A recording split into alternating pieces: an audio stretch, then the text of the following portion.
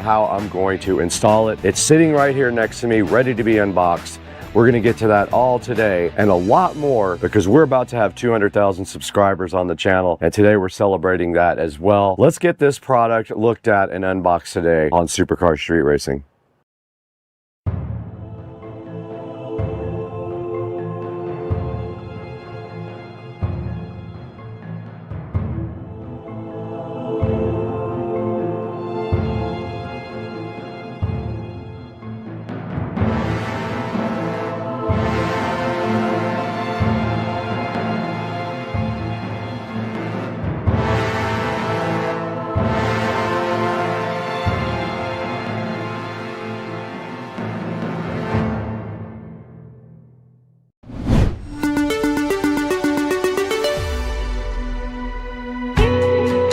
All right, guys, we are back in Studio A again today for something special. Lumery sent us a couple of these 16-foot rope lights to mess with.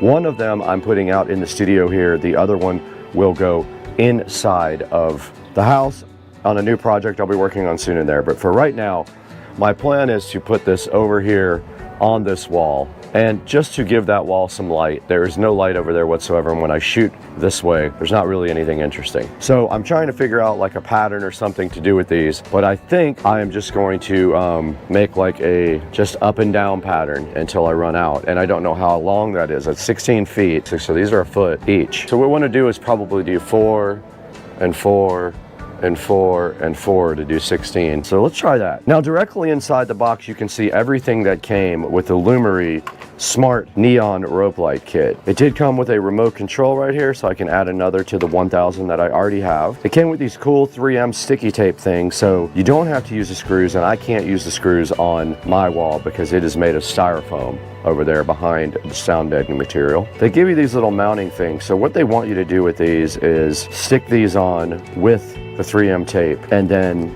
put your rope light in here. Now we don't need to put these all the way around the wall because you can see here in between these little foam tiles, this light will kind of stay in on its own. It only needs a little bit of help. So I'm going to use the 3M tape. I'm going to come up with a 4x4x4 design. We're going to get power actually behind this TV. There is a power up there, and we can hide the power wires nicely inside of the foam tiles, which I've done before. They fit kind of right between them, and I really like that. So let's go ahead and start figuring out our pattern here.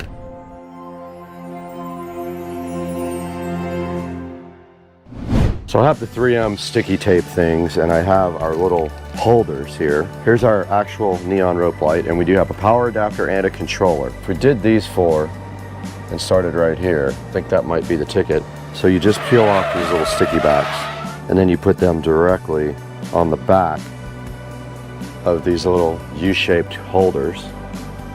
And I'm gonna put one right on the end of this. I'm just putting a little pressure on it to keep it in there. And now here's the end of the strip where I'm gonna put it in here. It went right in the clamp. I'm gonna do that again in the center, which I should have had these ready ahead of time. Yeah, I should have done this ahead of time. Not very smart planning. And it's gotta make a turn. 1, 2, 3. 1, 2, 3, 4. They fit right in those little clips, easy. All right, I'm gonna get a bunch of these ready ahead of time so I don't have to do this on the fly while I'm holding their light.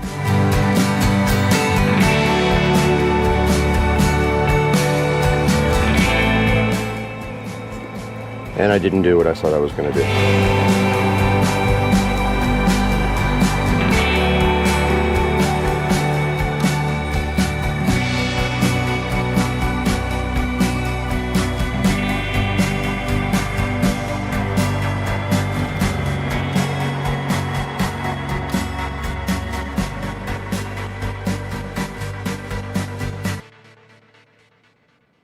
It's a little trick I found that works better. You can get the paper off of the sticky thing easier if you do it on the pack, not taking it off the package first.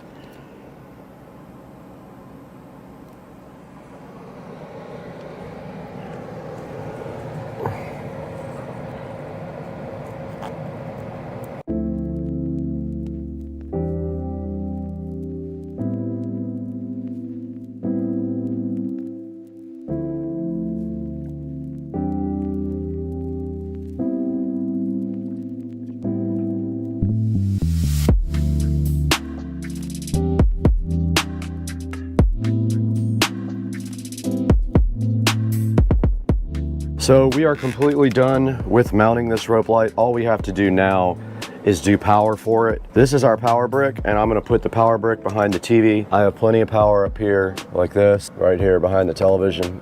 I'm just gonna power it right there, and then I can hide all the wiring up here behind the TV as well, and the controller. And then our other wire just needs to be hidden in the foam. So basically I'm gonna run this wire behind the foam, up and around to the controller.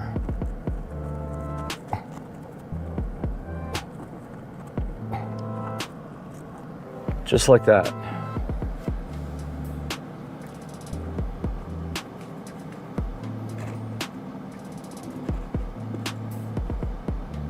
And it is hidden. After all that, all we have to do is tie our wires up behind here really nice, up behind the TV there, but we can go ahead and connect it and see what it looks like.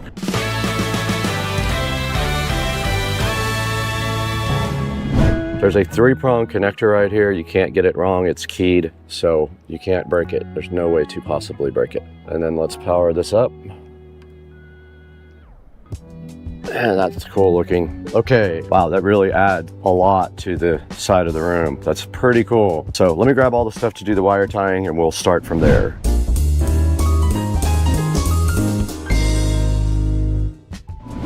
Okay, we're gonna go ahead and tie everything up back here now. Just put a zip tie around this and we'll be done pretty much.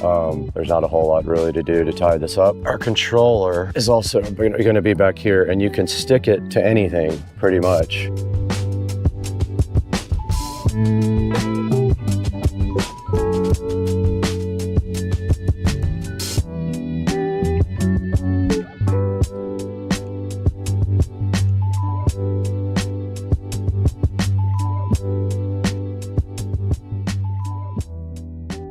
Looks like a big S. It's kind of cool. Everything is tied up now.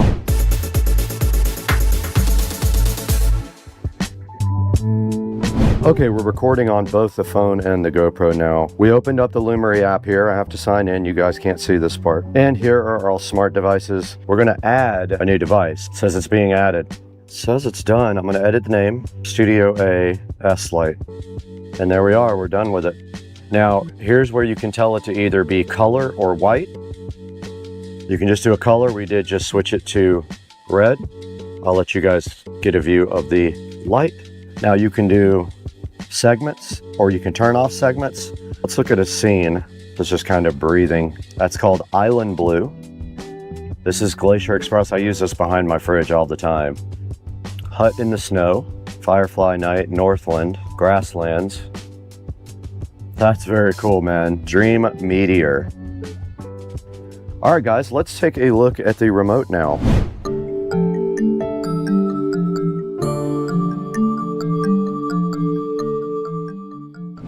All right, here's the included remote with the Lumery. Let's see if it did come with a battery or not. It did not. It needs 2 AAA batteries. It did not come with them. I will have to go grab 2 batteries now to test this remote. 3 hours later. All right, guys, we were able to go ahead and get some batteries put in this remote. It uses AAA batteries. I wanted to show you guys the remote and the functions. The first function on the upper left is the power button here, right there. Next to that, we've got the scenes, play, pause button. Then after that, you've got this round dial right here, and the left button is brightness and K-scene speed. The right button is brightness and K-scene speed. The top is previous scene. The bottom is next scene. So mode is next scene, mode up is previous scene. Down at the bottom, you've got R, G, and B light, warm white and cool light lights. And then you've got this auto button. Auto button means auto scene cycle. So that's what it is set to now. And it's doing this really cool, just fading off and on with a multicolored on the entire LED. So that's the remote, guys. It's handy, I guess, to turn it off and on if you don't want to use the smart features of the device. But if we hit this next scene button right here, see how it went to the next available scene every time I hit the bottom button? Pretty cool. This is gonna look good in the background when we shoot videos. So I'm just cycling through the scenes now so you guys get a good idea. And I put it back in auto just now. So that's a look at this device and the remote control, how to mount it and all that. Let's take a look at this on Amazon real quick now, right here on this PC.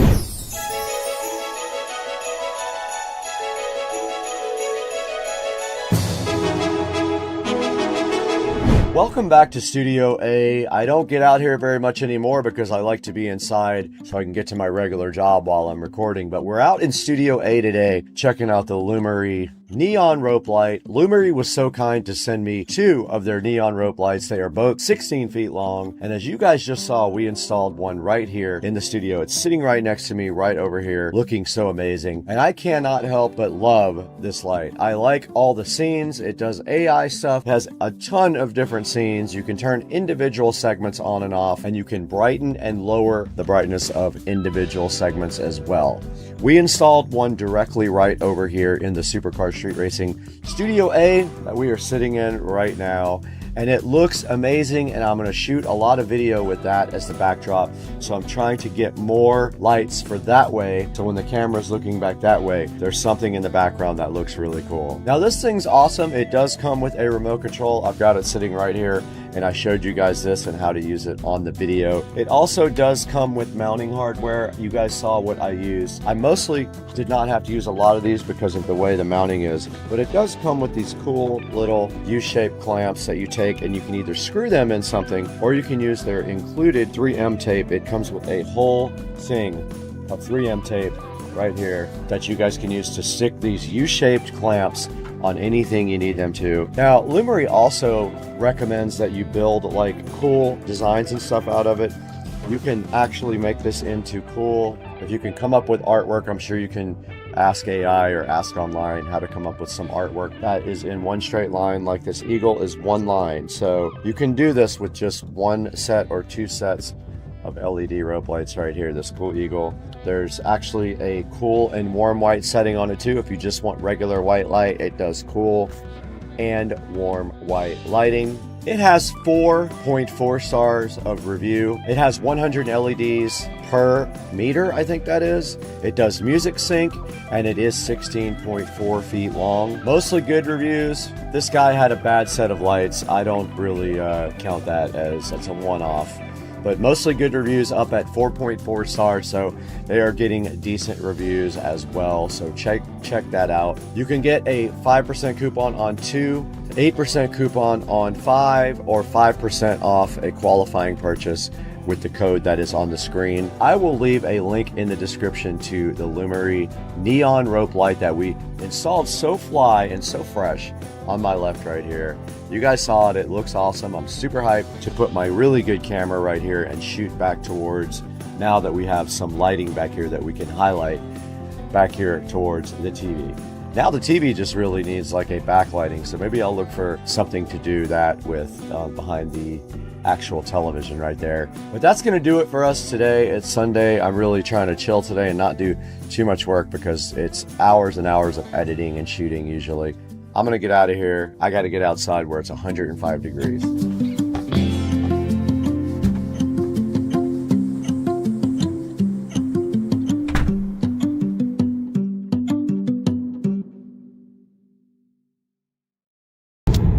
Good morning, everybody. Supercar Street Racing here.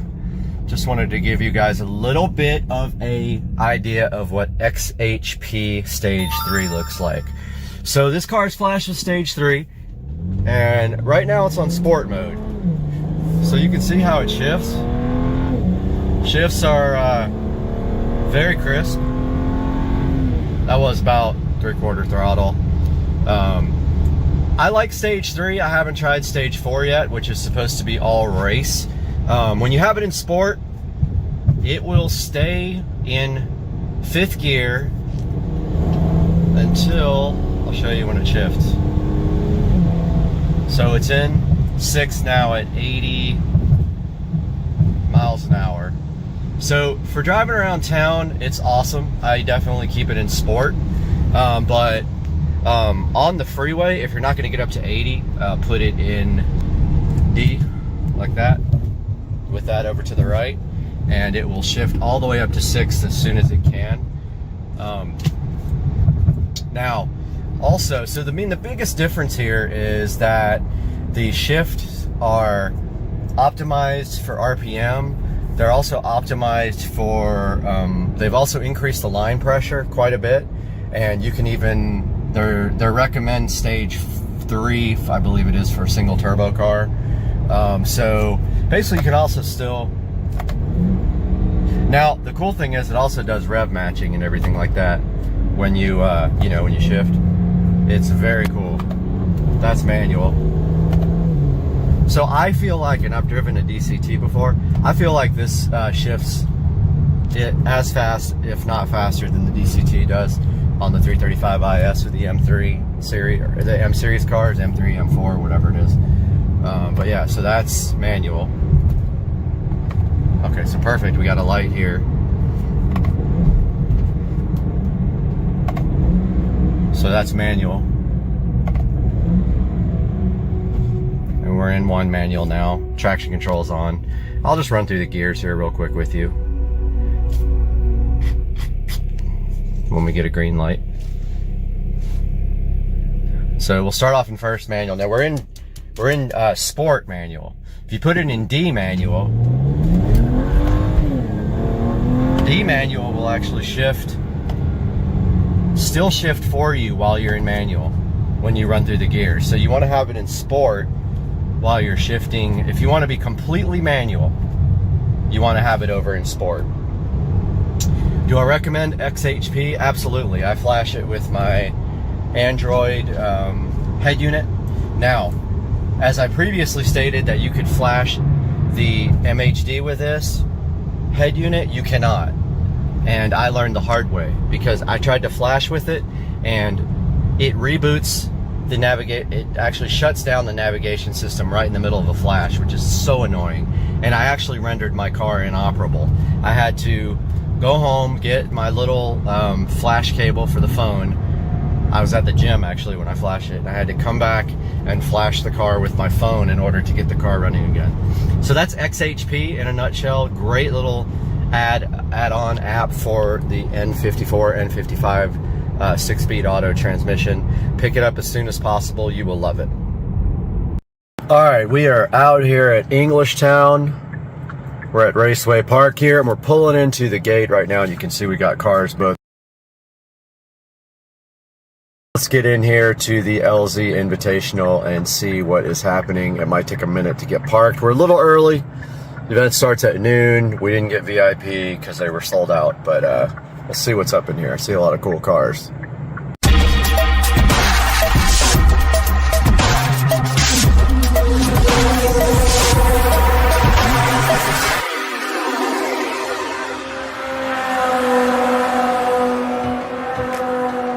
All right, we're pulling into Raceway Park now. Check out all the people here. It is absolutely insane today. I'm kind of hyped about seeing some of this drifting and seeing some of my YouTube guys out there. You can see right here, we are heading into the drift event now. LZ Invitational, Englishtown, New Jersey. Let's do this. Englishtown. All right, we're out here, LZ Invitational, checking out some of the cars here. Tracks over there, cars here for the car show. Good turnout, a lot of people.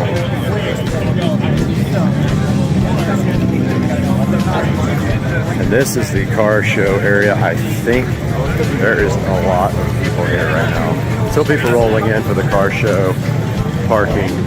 There is like thousands here. We're gonna go over here and check out all the booths. I see the Motion Auto booth. I see LZ MFG over there. Let's go check it out. All right. I think I see Rudnick over here.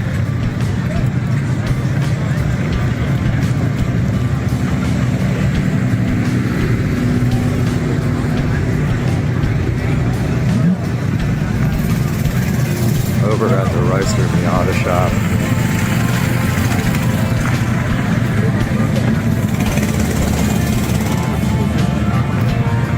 Yeah, here we go. There's Chris and the gang at the Rudnick shop. Chris, Matt, Chris. People are still coming in. Alright guys, over here at Chris's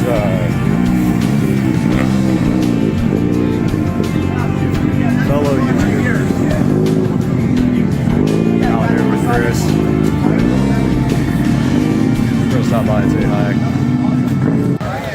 Here's a look at the Clean Culture car show. And maybe we'll do a little live segment here briefly, but there's tons of cars out here. Tons. All right, here's Chris's Z.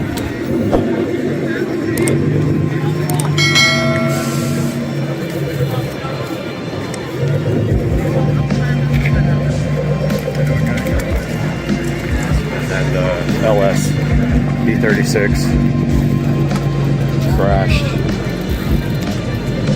crashed yesterday.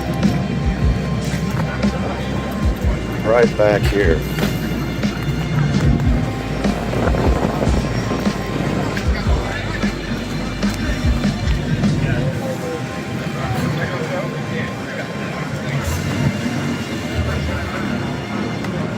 You're a fucking weirdo. I'm a weirdo, nigga. You're arguing me out of it. I told you if I touch you, I was gonna do something. I'm here, and I'm here.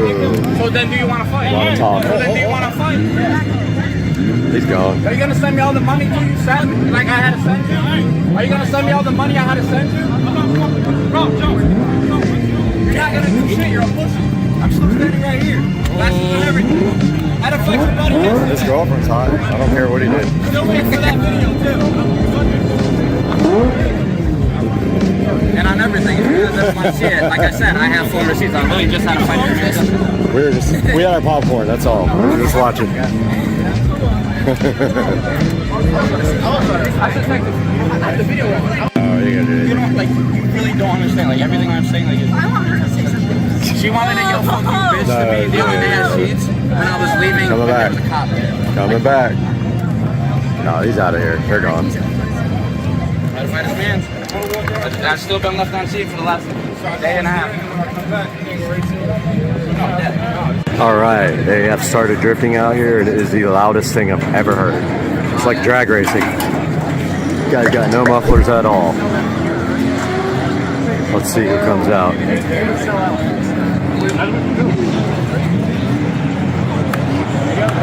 There we go.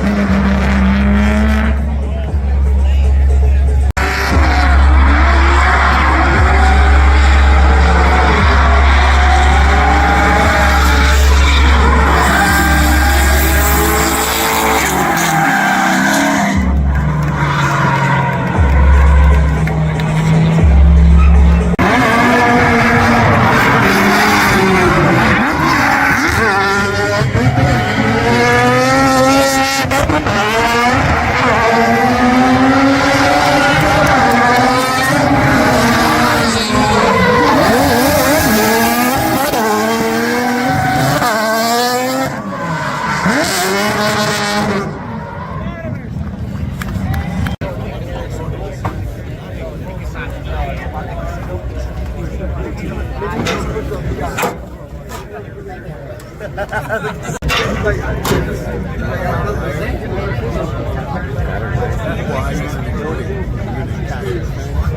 okay. No, it's fine.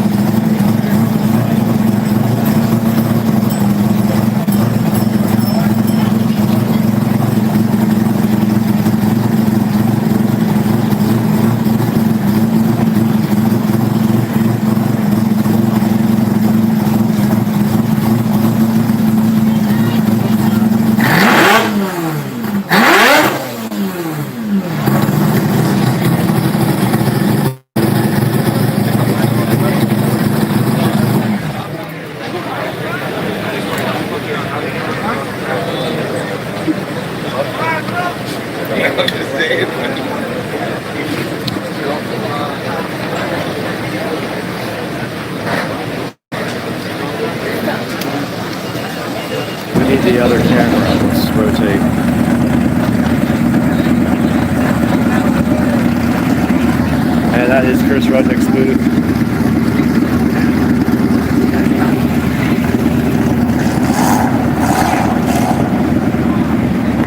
There's a lot of action going on here.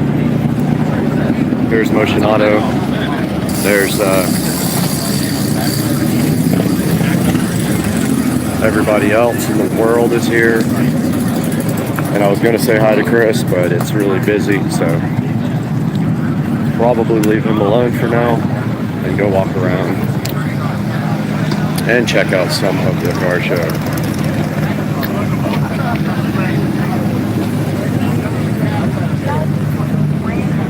Nice looking GTR and Evo.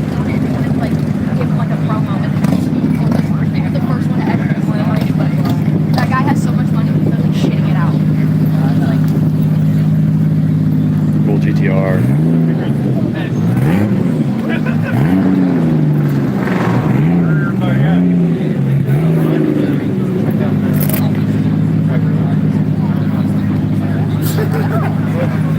And we were just walking around checking out all the goodness here. And then I saw that one. We'll wait till I start drifting off the And I guess we can go back to the back. They're not restricting access to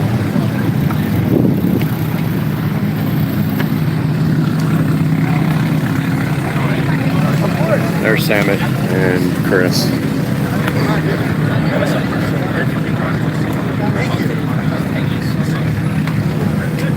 And Matt. Doing photo ops, not going to bother them. But we will go back here, check out the rest.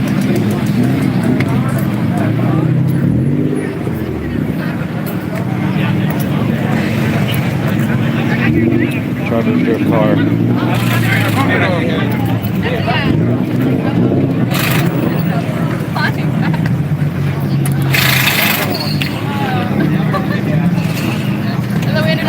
When he gets a shop, you're just gonna have to work everyone. There's the MagnaFlow booth. Here's Colette's car, the rotary. And then that is that's the rotary, no, that's the rotary Supra, yeah. That's Adam in the Supra. Right there.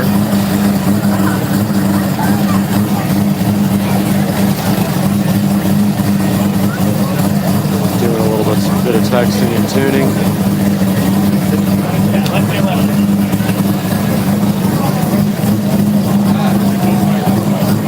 Out of the Colette. And of course, Vargas for RX-7 tuning specialist, rotary Vargas.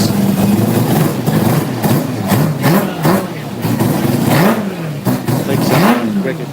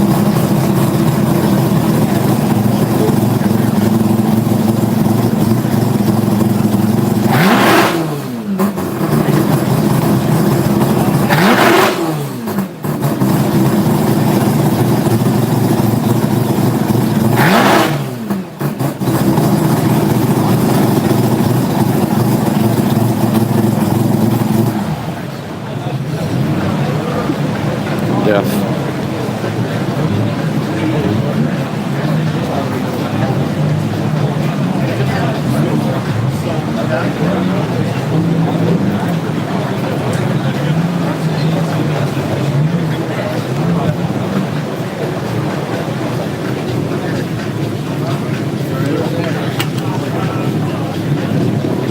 guys, so that was a look at my trip to Englishtown, New Jersey. Sorry, I do have COVID right now, tested positive yesterday, and I've been sick since Friday. So that was a look at my trip to Englishtown, where I probably got this that I have right now. I hope you guys enjoyed it. As you can see, I didn't do a whole lot of video there because there was a lot of live streaming I was doing as well, but I did get to go up and check out all the booths of the YouTubers that I watch all the time, and it was pretty cool. A lot of great drifting. I got to see everybody's cars up close, which made it super exciting. I didn't really buy anything. My plan originally was to buy something, but it never really happened. So I went out there with my buddy, and we stayed out there all day long and checked out all the booths, all the cars, the Clean Culture car show, and then we took off about 5 or 6 in the evening, and then of course I came home sick. So at the current time I am battling this, and that is it for today on Supercar Street Racing. Hope you guys enjoyed the video, and we'll see you next time.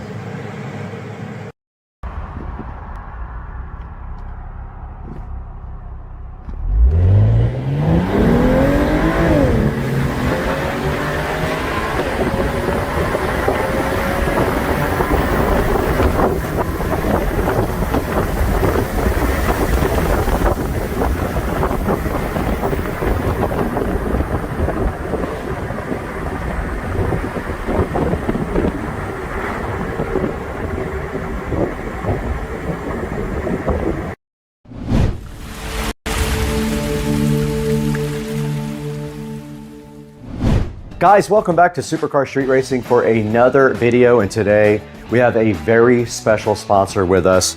Rove was kind enough to send us one of their 4K, dual channel 4K dash cams for the Tesla Model S Plaid. Now I thought this would be perfect for the car because I need a dash cam in that car. You cannot access the footage inside of the car unless you have an incident. So this will really help out with that goal.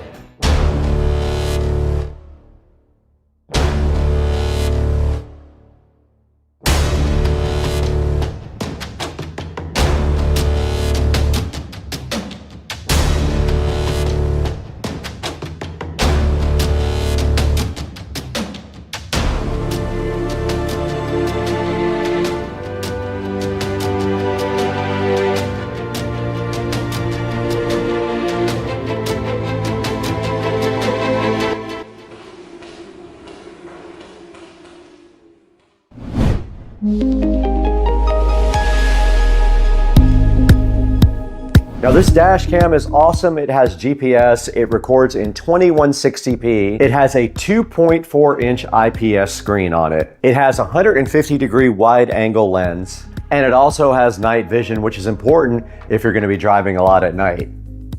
These guys have 37,400 views on Amazon, so you know they've sold quite a few of those. I am super hyped to get into this gift box. They sent us a bunch of stuff for the 4K dual channel dash cam. This thing also supports over-the-air firmware updates, built-in 5G Wi-Fi up to 20 megs per second download speed. It can geotag you with its built-in GPS, and it does support up to a 1 terabyte micro SD card. I think that we have an SD card included with this. When we dig in, we're gonna find out. And I just looked at the box. It does come with a 128 gig Rove SD card. It says it right on the front right here. This guy has an app for both iOS and Android, and we will look into that as well today when we dig into this. Right now on Amazon, this is a $99 purchase. It is 17% off right now. It might be different by the time you guys get this video, but for right now, you can pick up the Rove for 99 bucks on Amazon. Now, Rove was also kind enough to send in their big gift box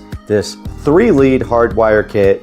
This allows you to hardwire your cam into your car permanently without having to use a USB-C port or any other type of wiring.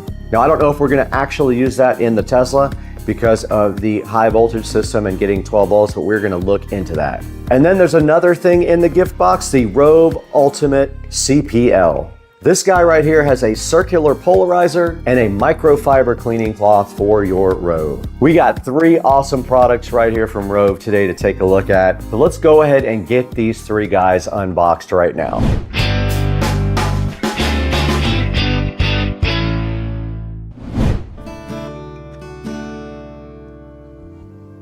What's up, guys? Welcome back to our other channel sponsor today. PureWex was so kind to go ahead and forward us some of their mushroom gummies. You can see them right here. They are 20-in-1 complex mushroom gummies. Now, these guys are so awesome. They help your brain, your focus, and your immune system when you take these. These guys have a powerful blend, a great taste. I let my neighbors try them. They said they taste just like chocolate, and I agree. Very good taste. I'm gonna go ahead and take one right now. So yummy.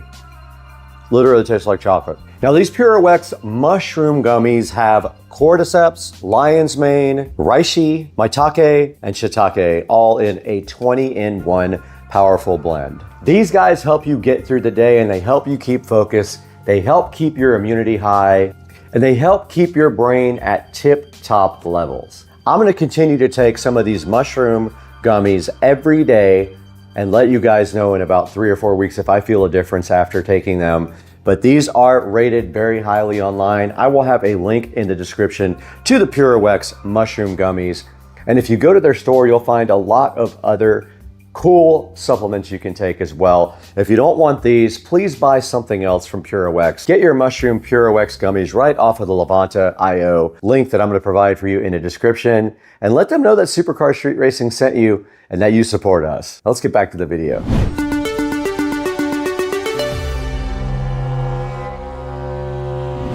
All right, guys, we're back in the SCSR living room now with the Rove dash cam. And the first thing we want to unbox is the main product. This is a Rove R2 4K dual channel dash cam we're going to get into right now. And on the front of the box, you can see here, it just gives you all the features: 4K 2160, Sony Starvis image sensor, over-the-air updates, built-in 5G Wi-Fi up to 20 megabits per second, a 3-inch display, built-in GPS, and it does support up to a 1 terabyte micro SD card. It comes with a 128 gig SD card. You may want to upgrade that if you want to be able to store more data. There's also something on the front here with a QR code that says if you want to meet other Rove dash cam users, you can go ahead and scan that and meet up with other users. Now, on the back, it does tell you all of the box contents, and we're going to dig into this and see exactly what it is inside of this box. Let's go ahead and take a closer look at this guy on the side.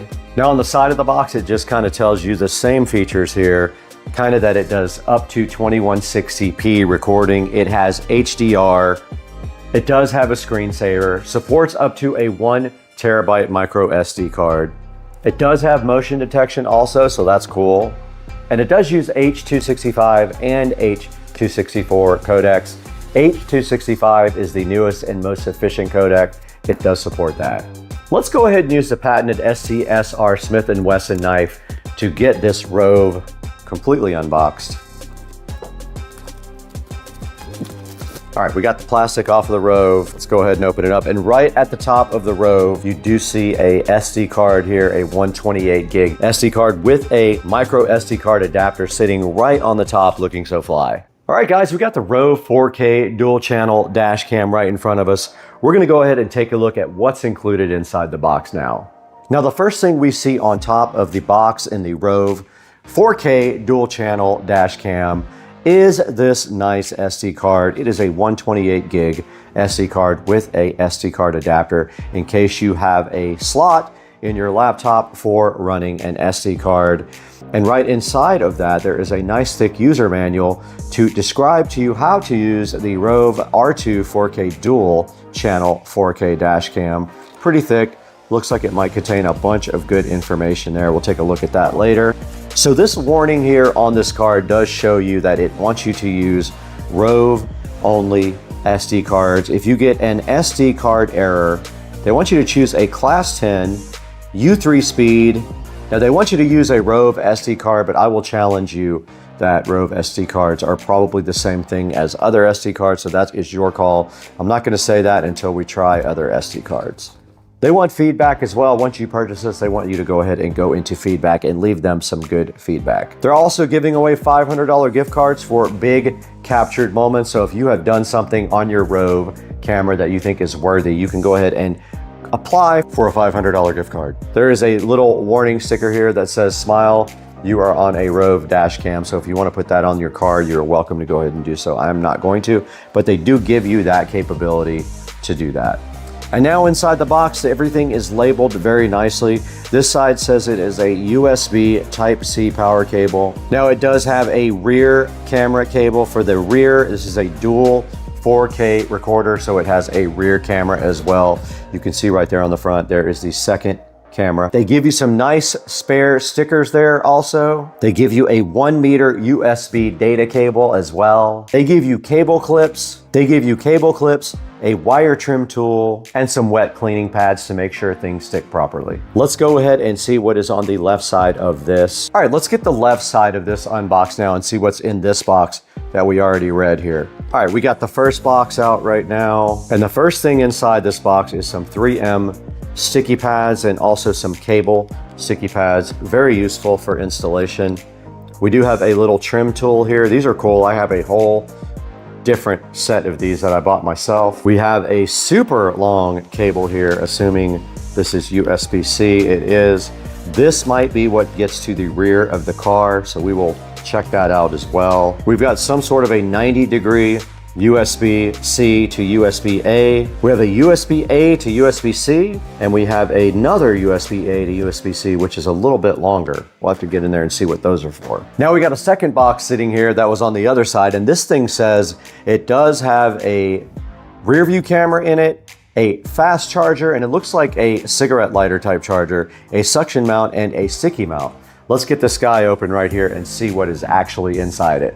All right, right here in front of me, we do have some sort of a sticky mount. It looks like you have a 3M pad on the bottom of it, and this probably just does stick to the dash if you want to do it that way. That's not going to happen in my car. This is a USB Type A cigarette adapter right here. I already know without opening it, that's what that is. Now right here, we do have a suction mount adapter for the dash cam. And then one final thing in this box.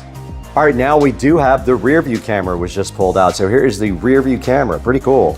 All right, we did get the rear view camera out of the box. It is that small. That's all it is to it for the 4K dual rear view camera. Let's put that in the box too. And all that's left to take a look at now is the actual Rove R2 4K dual camera sitting right here in front of me. Let's go ahead and get that out of the box now. All right, you can see how good they packaged the R2 4K camera here. Let's go ahead and unbox that real quick and take a look at it. We got it out of the box now. It is pretty cool looking. Check it out, guys. The Rove GPS 4K camera looking so fresh and fly. It has a protective film on the back. It wants you to go ahead and read all this stuff. This says it needs continuous power for operation. It wants you to use only Rove SD cards for this camera. It's talking about SD card errors again.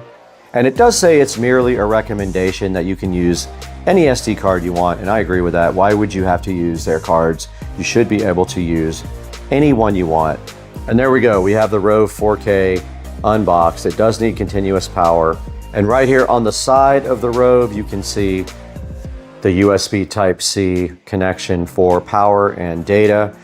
Up at the top there is the connection for your rear camera. So that would be where you would connect USB Type-C to the rear camera. And if we go back in here and look at the rear camera, it also does have a USB Type-C on the side. So we will be using the long USB Type-C cable to go ahead and check out the Rove. And that's all that's in that box. Let's go ahead and open the next box.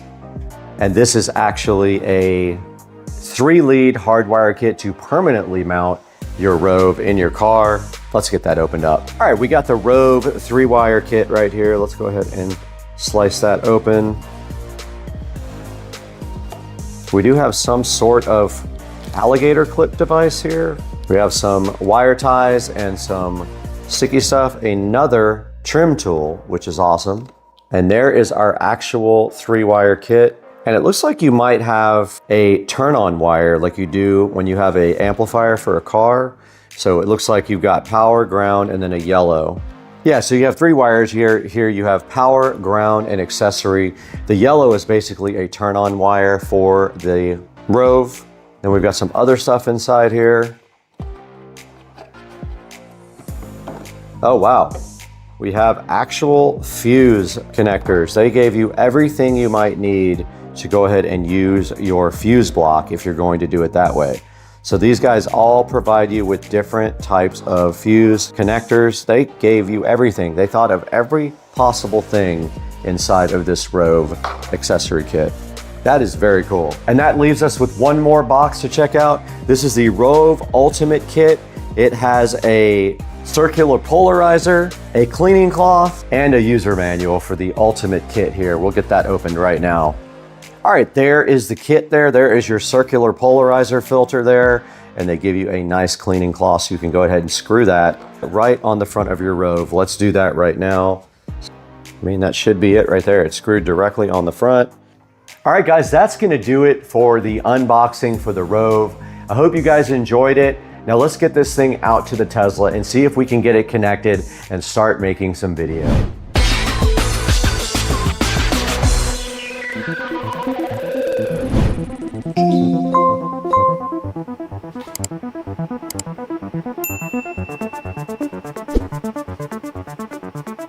We are in the Supercar Street Racing Garage right now with the lithium-ion 72-volt golf cart. We have everything for the Rove camera right here. You thought I was putting it in this Tesla Model S Plaid, didn't you? Not happening. It's going on the golf cart, and I will tell you why. The Tesla, I have a plan for that already. A manufacturer is trying to work with me to make the dash cam in the Plaid available all the time. So they have a product we are going to be installing. So we're going to be putting this in the golf cart, and I think it's really interesting for the golf cart, and I'll tell you what my plan is right now. This thing can mount several different ways. You have a suction cup right here. That's a standard mount, right? They also give you this little like extra mount thing here that goes with a 3M tape pad, right? Like a shoe, and then this can slide directly into the shoe like this. You just literally slide the shoe right into it, just like that, no problem. So I think what I am going to do is attempt to somehow directly mount this dash cam up here like this. I want it on the roof pointing forward like that. So just like that is kind of what my mission is. So I'm gonna screw it from the top, and then what I'm gonna do after that is run the wires over the roof. So I'm gonna go directly over the roof like that. And you can see right here, there is a grating for water to pass through the back of the cart and go down to the ground. It goes all the way through here and down to the ground. Well, my plan is come through here, drill a hole directly through here, and then tap into USB power right here for the cam. Now there's also a rear camera right here. So I'm about to show you what my ultimate plan is for the rear. It connects with a USB-C cable to the camera itself. So it'll go all the way over the top as well. But let's show you what we're doing in the rear over here. Okay, we're at the back of the cart here. So my plan is to also mount the rear camera to the roof. So the rear camera is kind of cool. It can rotate and all that stuff. So I am going to basically take the shoe mount right there. I'm gonna mount it up here, just like this. And then I'm gonna screw it from the back side right through there, right there. I'm gonna screw it right to the roof and then run the cable. I think that's gonna work out perfect if it still works. It might be broken now since I dropped it. Okay, so we went ahead and just used the sticky tape mount right here on the front of the golf cart. You can see right here, it is a shoe mount, and I went ahead and just pressed that hard right there onto the ceiling of the golf cart, the roof, and now you can see that the Rove Dual fits just like that. And here is the power cable. The power does just come directly out of the side. I am gonna drill a tiny hole in the roof. It's gonna have to be wide enough for this to pass through, so I'll end up like caulking it in with black caulk afterwards. Now here's the power wire for the rear camera, and you can see it's huge. Okay, we're gonna do a little test now with the Rove, but I wanted to show you guys the SD card that comes with it. It comes with a 128 gig SD card. If you need more than that, go ahead and buy one, but make sure you get a high enough speed card that it will support the Rove. I'll put a link in the description to some on Amazon. By factory default settings, your dash cam is ready to go without changing any other settings. You can now utilize the user manual or how-to videos to learn more about the dash cam.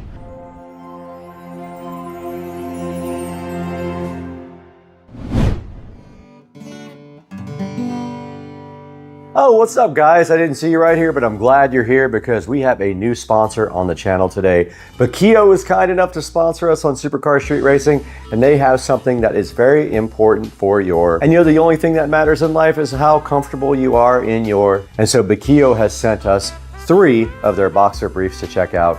And I gotta say, I was able to live with these guys for a week. These are the most comfortable boxer briefs that I've ever worn in my life. And Bakio asked me which ones I wanted to try. I immediately went down into the website and picked their boxer briefs made from tensile modal fibers.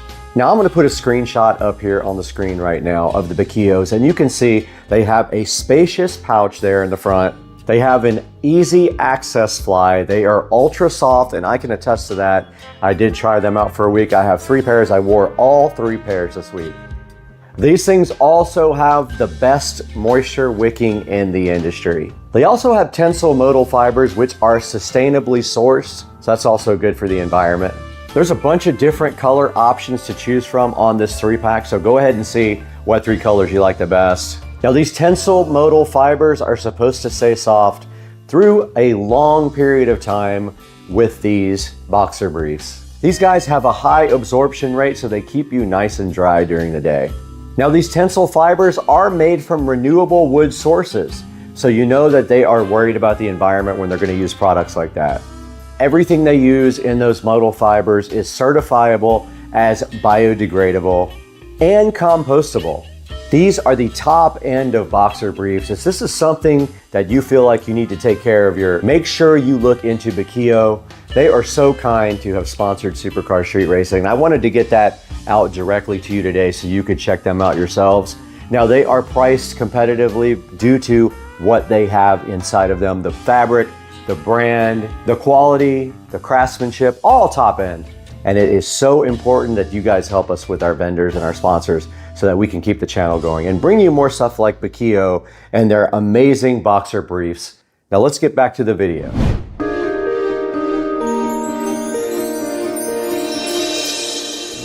Back in the Supercar Street Racing garage the next day, and I have a plan.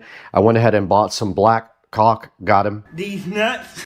And I am going to go ahead and drill right through the top here, run the wire directly on top of the golf cart to the back. It is then going to come down this nice little thing right here. This is actually a drain. I don't know if you guys knew that. I'm going to drill through the side of this metal thing right here and pull the USB cable right out of the side there. All we have to do right here and right now is, I found my sticky things. If they will stick, I'm going to use those to kind of route the wiring in the channel here on top of the golf cart. Let's see if it works.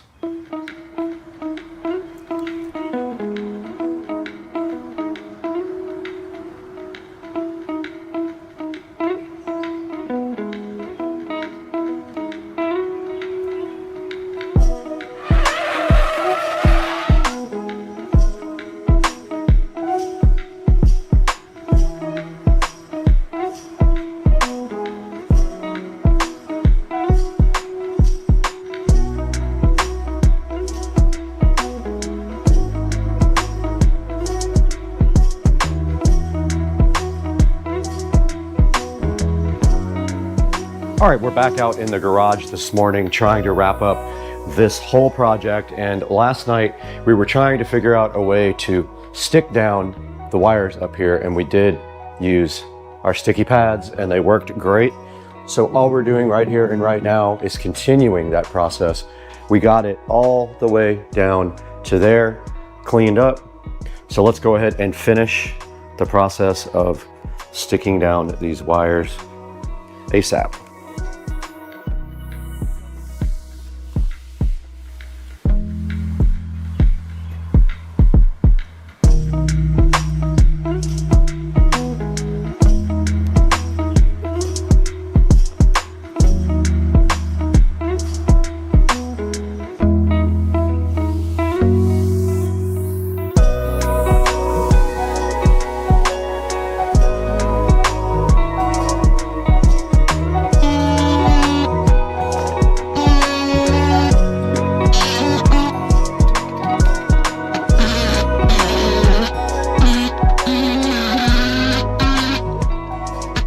All right, I have gotten the wire down through the channel right there. I am gonna drill a small hole first with a little drill bit, follow it up with my step bit, and I'm gonna need to have enough width to get this USB cable through. So it's going to be almost the entire width of the bar here. So I gotta get this drilled out now. So let's see if we make things really bad.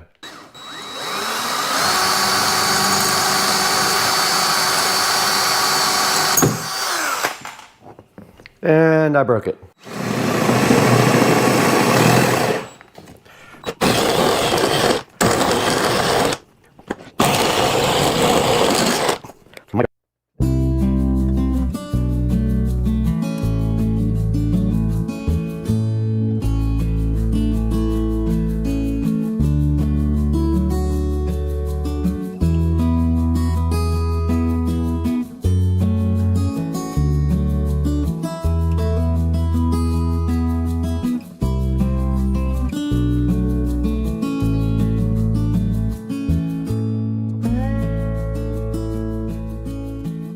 Let's go ahead and power this on, see if it actually works. It does work. Power did come on. Let's go, son. Let's see if we see the rear camera. We do. Success. That's kind of perfect. So I got to clean this off first and go ahead and stick it here and then drill my hole wherever I feel like drilling. Let's do that.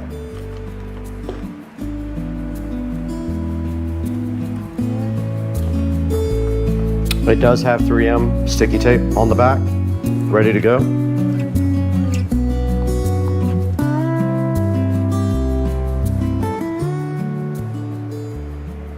And it's perfectly straight because it's hitting the top of the trim. So it's level. I'm just putting pressure on it now. Not enough to break it. Yeah, I can get it from the backside with the screw. But check this out. So I'm gonna go ahead and drill just a tiny hole right here. But my wiring's right in the way, of course.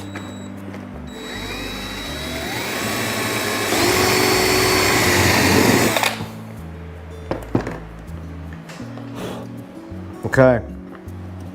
Let's see if I did it wide enough. All right. Let's go. Got him. Ha! Got him! Got him! Oh! Whoa!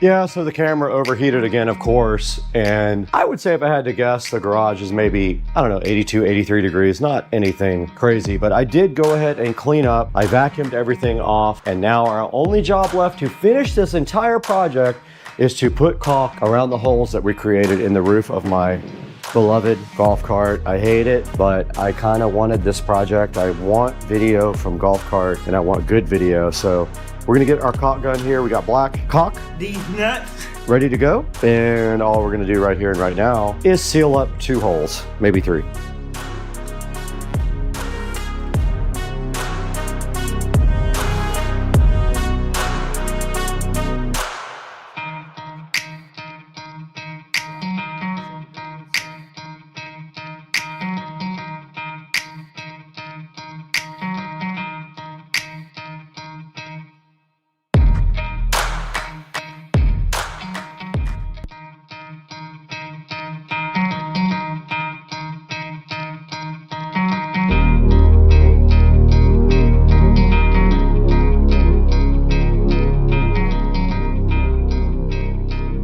Not gonna lie, it definitely took me to another level of challenge. I don't usually have these many problems with the project. This one I kind of guessed on the way because I don't know the actual anatomy of the golf cart, but it turns out that I figured it out in the long run. And basically, we got the 4K dual dash cam installed for you guys, and I'm so hyped. And one of the cameras is right here over my shoulders. This is a rear cam, records at 1080p, front cam at 2160p. So 4K in the front, 1080p in the rear. And guys, it would help me so much if you order all of your Amazon purchases through our affiliate links down in the description. You don't have to buy this. I would encourage you to buy it from Rove, but if you don't, buy something else. It helps the channel so much. But tell Rove how much you appreciate Supercar Street Racing by buying this camera through our affiliate links down in the description.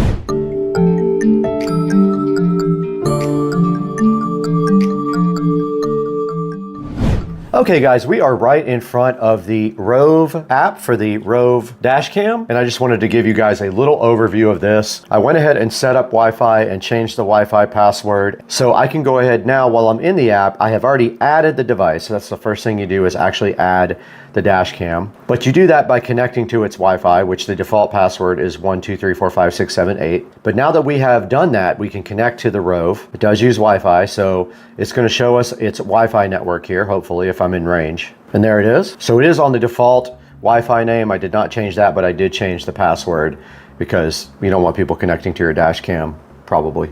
Now it's going to say connected without internet, and your phone will probably prompt you if you want to connect to it always, and you just say yes. So you back up now. Now we are connected to the dash cam, and you can see right here, we are recording. We also do have a front and a rear. All right, this is the front dash cam here. If we click this right here, we can go to rear, and you can see my garage door right there looking so fly. You can also go into the dash cam itself and look at videos. So here's videos from the front. From yesterday, we have a whole bunch of videos that I will be showing you. And this is how you configure the actual video. So you can set your video resolution here. I have it on 4K in the front, 1080p in the back, 30 frames per second.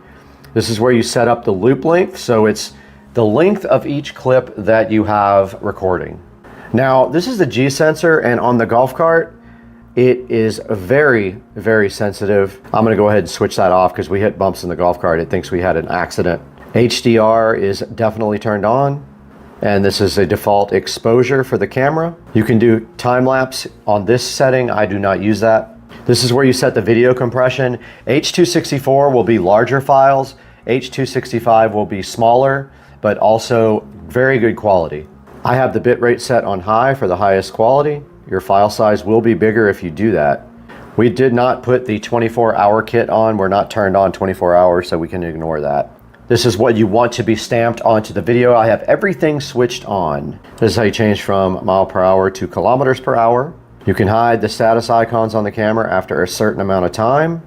This puts the live speed and the compass on the display. And this allows you to rotate the video. Let's say you installed the camera upside down. You can go into either the front or rear, and then you can flip the camera view over. And that is it. We are connected to the camera right now. We can go to the front or the rear, and you can see right here the garage of the Supercar Street Racing compound. All right, here I am inside the Supercar Street Racing garage, guys.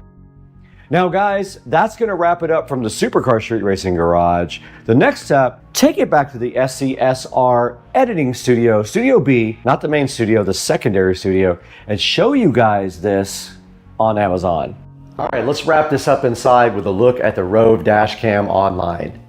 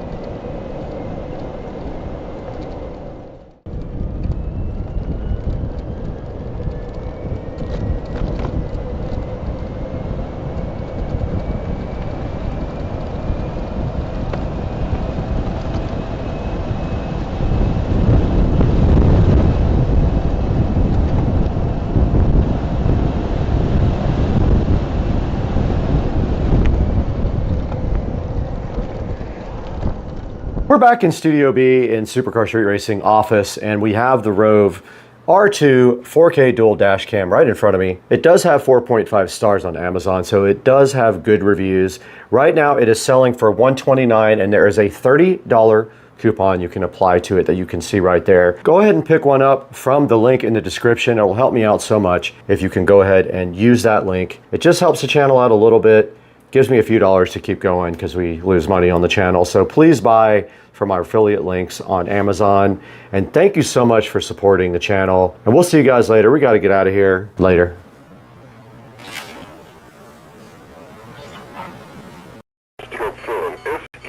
Officer 1088, proceed with recovery of felon 5241 SEN.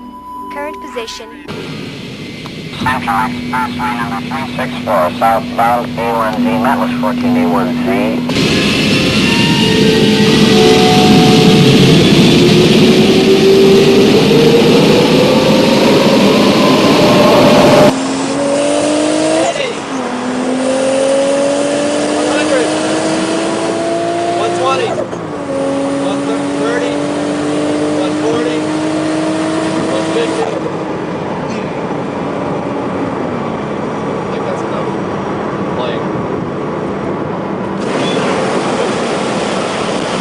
Let there be air, get back on.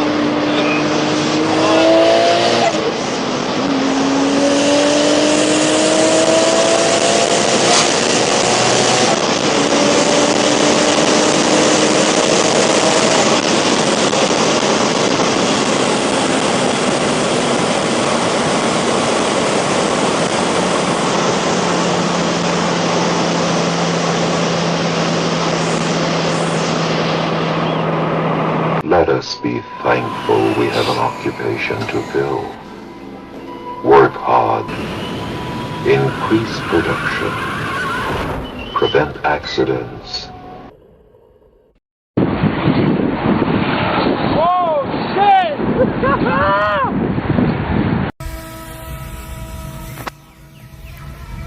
You're gonna have to go over there and get it.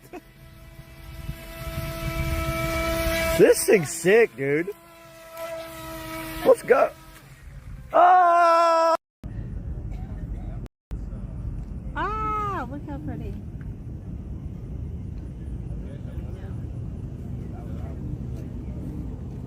That sweet couple. So there's my belly. Hey, what's up guys? Supercar Street Racing here, headed out towards the pool. I'm going to show you guys exactly what's going on out here, and it is raining. Might put up the live video here shortly. So we are going to start this pool remodel here within the next 3 weeks or so. It is about a $35,000 pool remodel. So just so you guys know, this pool is a Marcite pool. So basically like a cement type of mix, and you're not going to be able to see it from here with all the leaves on top and everything, but basically the Marcite will get stained over the years of the chemicals, and eventually you have to resurface your pool. Well, now everyone is using things like PebbleTech and other aggregates that have like glass in them and things like that. So we are going to be going with a much higher quality surface on this, so they will be pulling all this surface off, and also the tile around the pool deck. I don't know if you can see it from here, it's raining so I'm not going out, but that tile right there is coming out and going away in place of some really nice glass tile, which I will put up on the screen here at one point in this video. And then also this pool deck, as you can see here, is a material called Cool Deck, which does not get hot in the sun. But you see how it's coming up here? So it's been like that since I bought the house. So we are going to be putting down travertine on this whole entire pool deck. So this is the biggest expense of the project, is the travertine going all the way here, all the way around there, and then underneath my patio, all this will be travertine here. And then over here, they don't even know this yet, but I am going to have them extend out to there because we have no place to put the chairs in the afternoon when the sun is down over here. So probably get some concrete down there and some travertine laid right there, and then we'll have a place to move these chairs, because in the summertime these trees like to get right in the way of the light here when you're trying to tan. But yeah, it's really nice out right now. It's raining. I do have a work event later that's going to be pretty fun. I'm stoked about that. But yeah, so glass tile all around the edge of the pool, glass tile on the steps, and then travertine all here, and then cool decking on the pool deck is coming out, and travertine going in place. I think I just said that. And I don't know why this rotisserie chicken container is over here in the middle of nowhere. It's really strange. But anyway, guys, this is going to be part one. Part two will be shot tomorrow when the pavers guy comes and looks at everything. I will give you guys an update on how we're going to do all this after we figure it out ourselves. But the plan is that travertine will be laid on top of all of this stuff. And then when that's done, I think right here I'm going to do a built-in bar with a nice little fridge and a barbecue grill and all that in that little space right there, and ditch this standalone grill over here. But yeah, guys, so just wanted to give a quick little update, and I hope you guys enjoyed it, and we will talk to you guys tomorrow after we get the guys out here to look at everything again.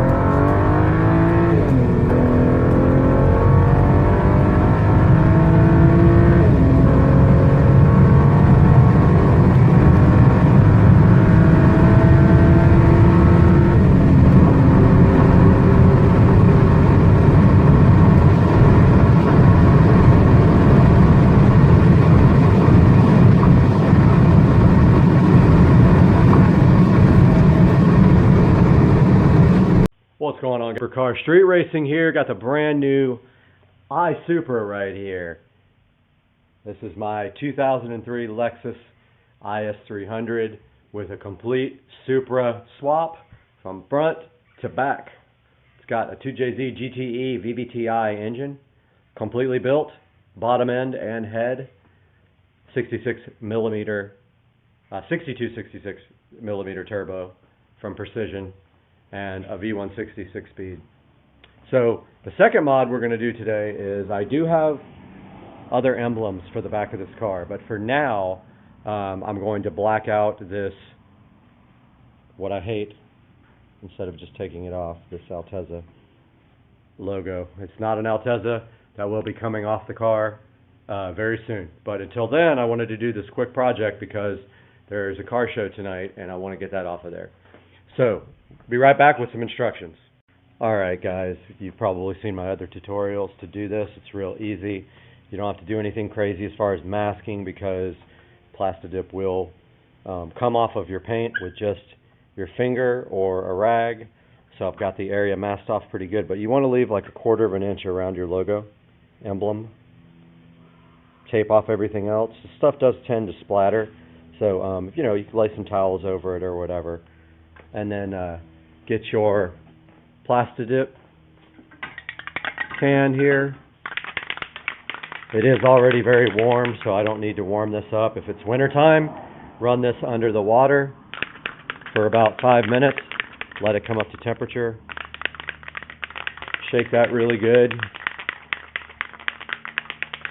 Now, an important thing is when it comes out of the can for the first time, it's going to want to splatter.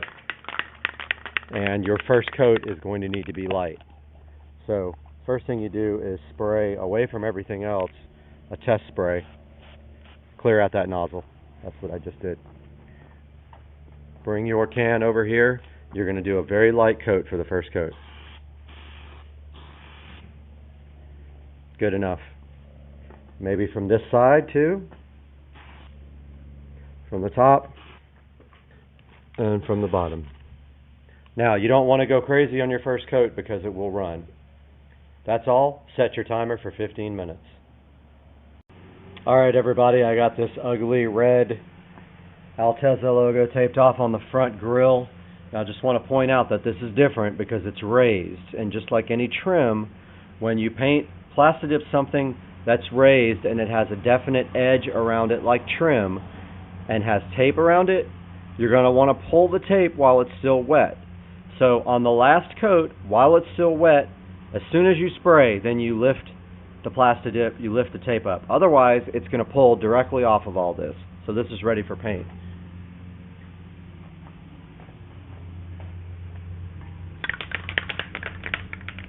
Got my Plastidip can here. It's going to be a little different because it's covering the whole thing. Make sure you spray a test spray away from everything, and then go ahead and put a light coat. Perfect. There's the first coat. Sorry if I didn't get that on camera. Looks pretty good. Go set your timer for 15.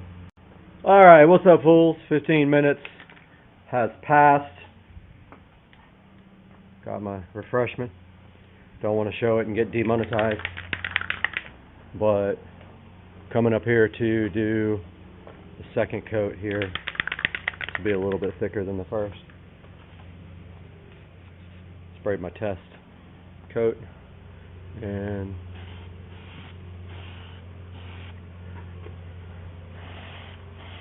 that from the side.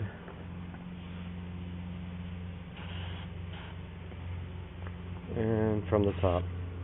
Well, that's a pretty thick coat. Let's see how that dries in 15 minutes and we'll see if we need a third coat. Alright, I decided I hate this too, so I taped that off. That's going to get sprayed, but we're ready for our second coat on our front logo here. Spray a little bit out of the way to clear the nozzle. And 1, 2, 3 coats there.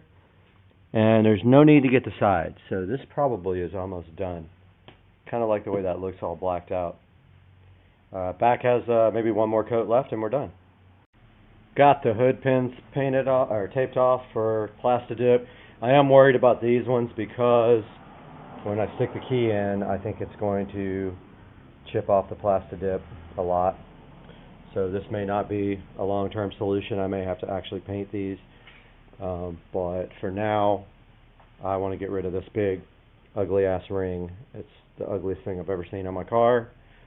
And now, I believe it's about 2 minutes away. I feel comfortable with putting the last coat of Plastidip on the rear.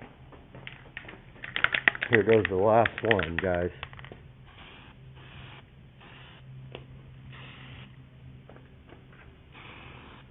That last coat's going to dry for 20 minutes. Now we're going to go ahead and put a coat on these hood pins. Let's see if we get Plastidip everywhere.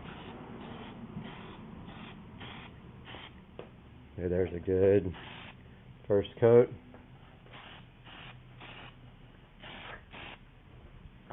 Don't forget to get all the way around it like I just did.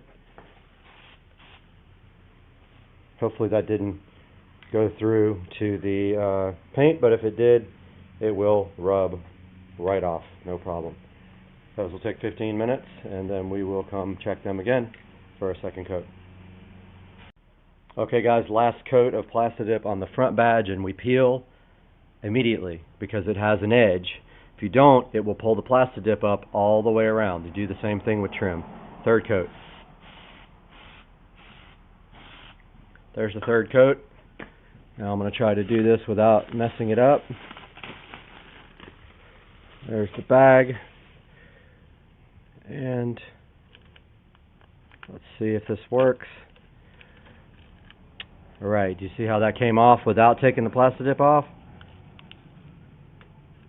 That's how you do that. Badge is now blacked out.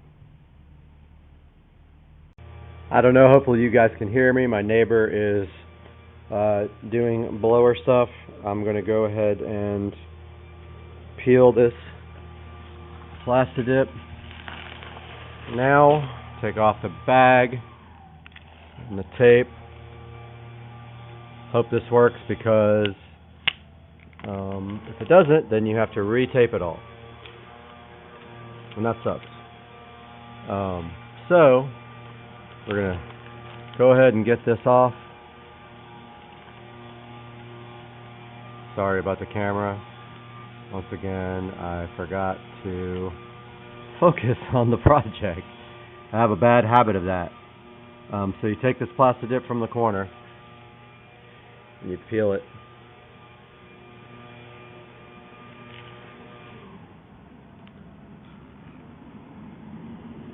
Very slowly and carefully. And once again, I'll try to get this in the shot.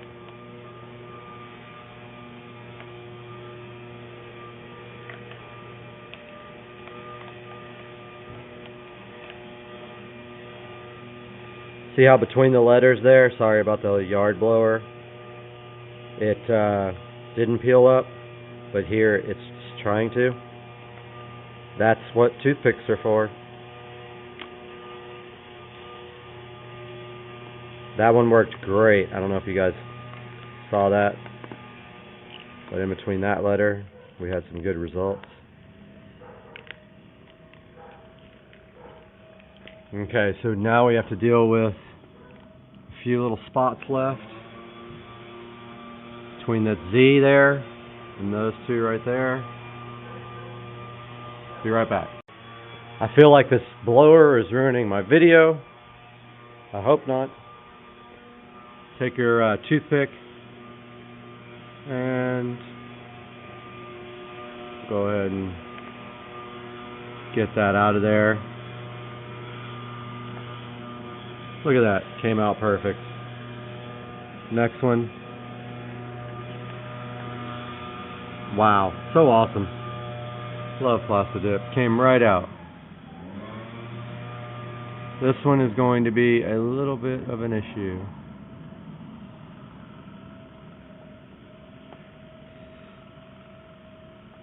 Yeah, that one's not coming out easily.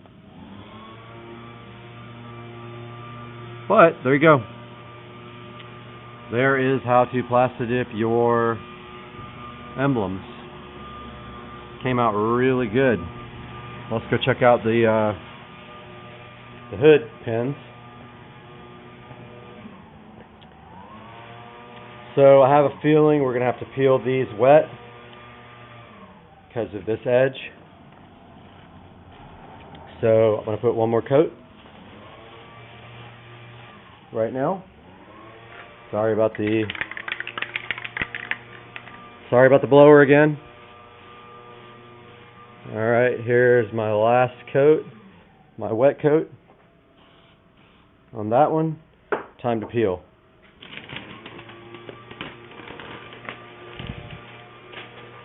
Got that peeled.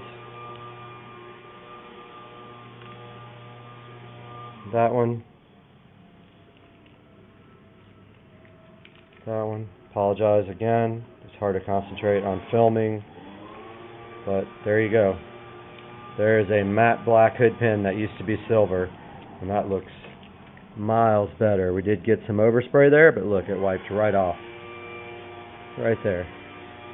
Time to do this one. Let's go ahead and spray the last coat.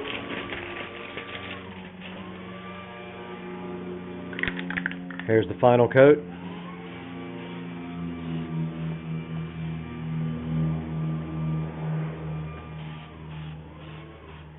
Okay, while it's wet, you peel when you have an edge like that.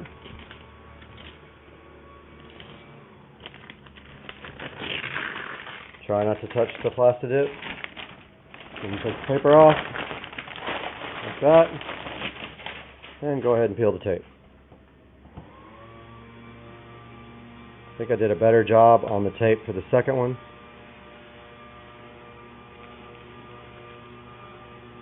Wow, it's not even the shot. You guys can go off on me on the comments if you want to for that stupidity. There you go. Now, you can see a little bit of overspray right here. If you just rub it like that, it comes straight off. Some right there. That's from not taping around the paper because I wanted to make sure that it didn't pull up the plastidip. Now you can also get your detail spray, which I'm going to do next, and put it on there and get the rest of that stuff off if you want. Now here's the issue. When I unlock these hood pins, I have a feeling it's going to scratch at least this part of the plastidip off, which I'm fine with. Yeah, I kind of missed a little bit of the metal on the sides, but it's not too bad. It's good enough. I like that better. Wow, that looks so much better. I am amazed at the difference in that.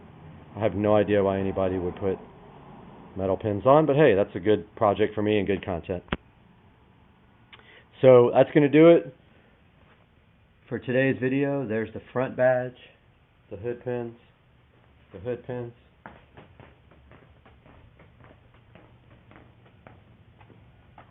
and the rear badge. Supercar Street Racing, we'll see you guys soon. What's going on, guys? It is Tuesday evening and just got off the phone with Chris Rudnick, Ricer Miata, talking about N54 3 Series stuff.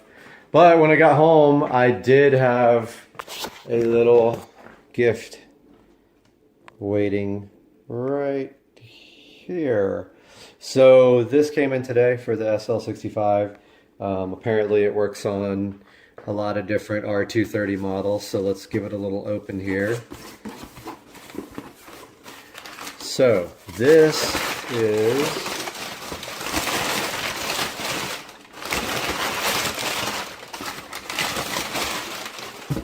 whatever comes out of the box correctly. This is supposed to be a double DIN dash kit for the R230.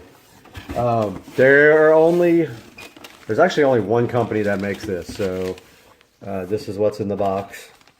Faceplate, the mounting cage, Everything you need to get rid of the crappy command, super old navigation system and replace it with a modern system. Now, in this car, the SL65 is getting an Android double-DIN head unit, which is amazing. It'll be able to show OBD information, so we'll be able to see boost and RPMs and oil pressure, oil temperature, whatever you can configure it for, and it works with Bluetooth, has navigation, pretty much everything. Backup camera. You can add anything that you can do with your phone or tablet, you can do with it. So stay tuned, that's coming up, but we do have the mounting kit for it. So we'll see you soon.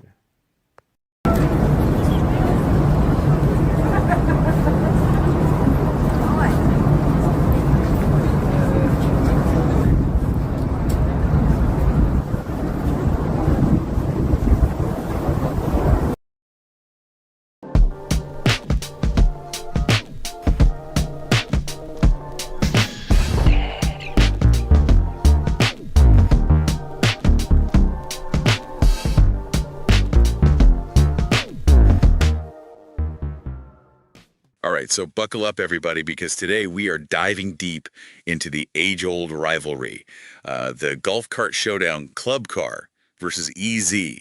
Oh, yeah.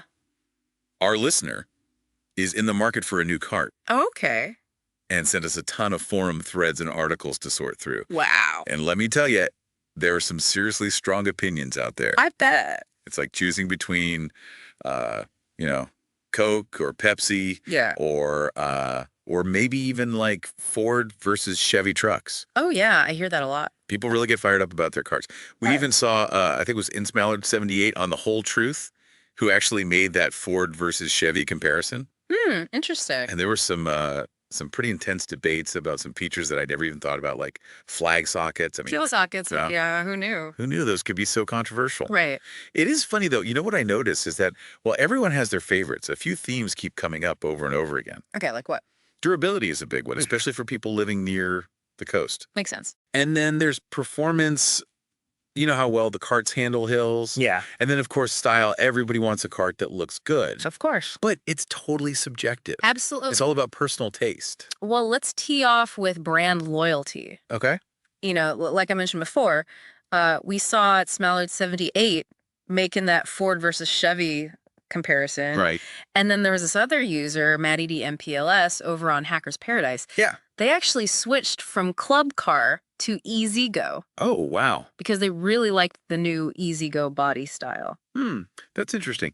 You know, it seems like brand loyalty with golf carts goes even deeper than with cars. How so? Well, think about it.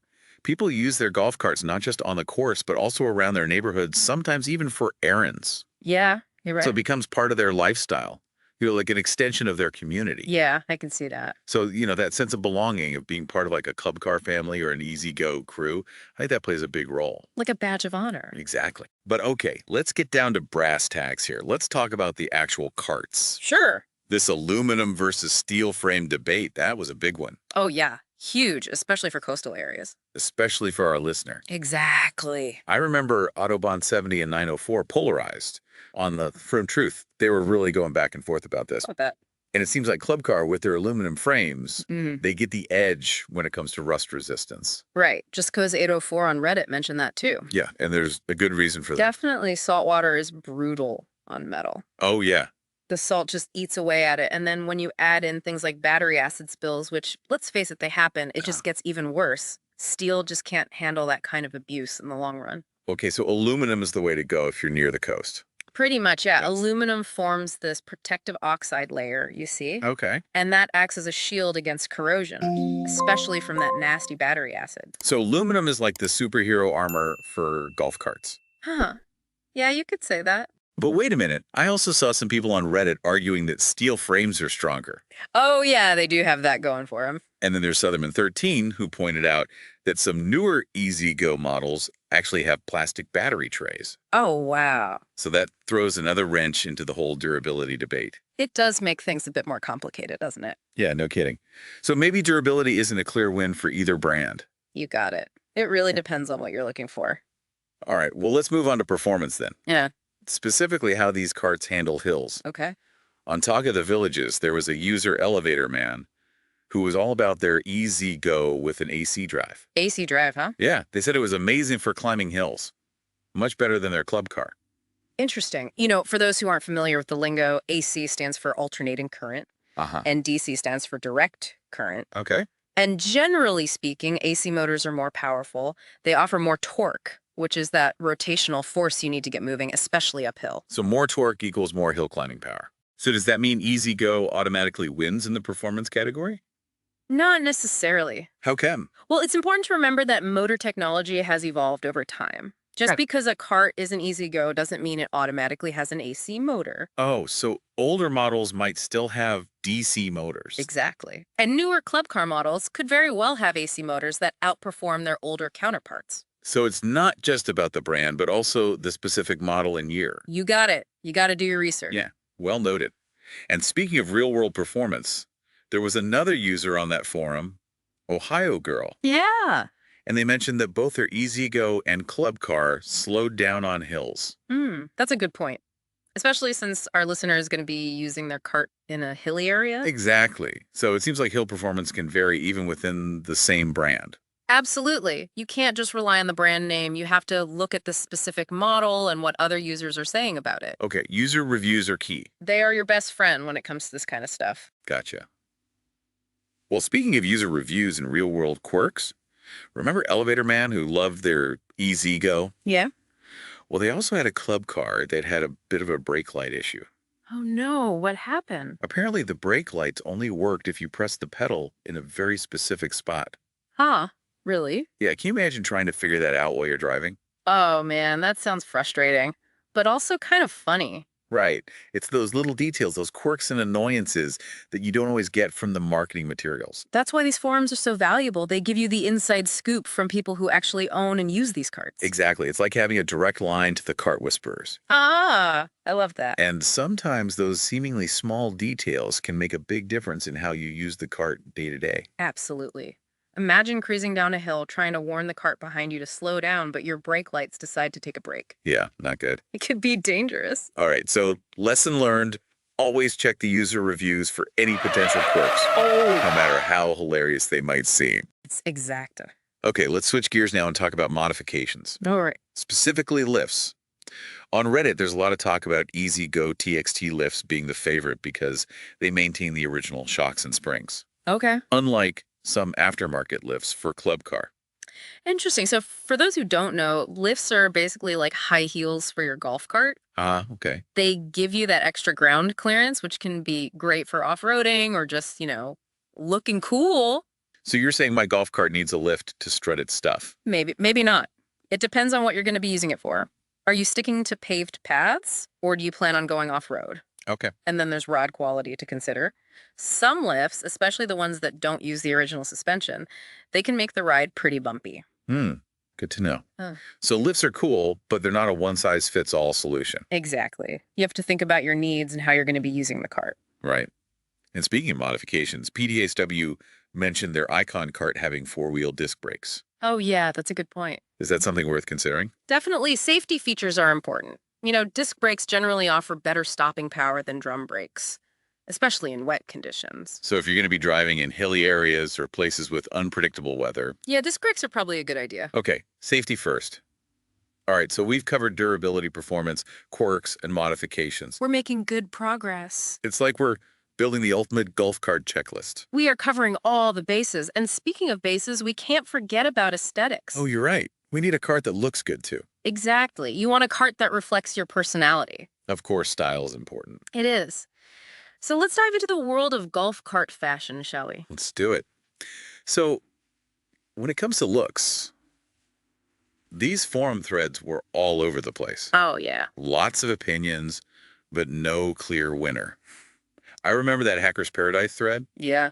There was a lot of debate about which cart looked better, and it seemed like in that particular comparison, the club car came out on top. It's funny how subjective style can be, right? What one person thinks is sleek and modern, another person might think is boring. Exactly. Like, remember Golden Buff's comment? Uh-huh. They said the Easy Go looked like a bug with wheels. Ouch. Yeah, not a fan. But hey, to each their own. Exactly. Beauty is in the eye of the beholder. So true. So when it comes to design, what are we looking at here? Well, Club Car often goes for a more rounded, curvy look, Okay. while Easy Go tends to be more angular and boxy. Interesting.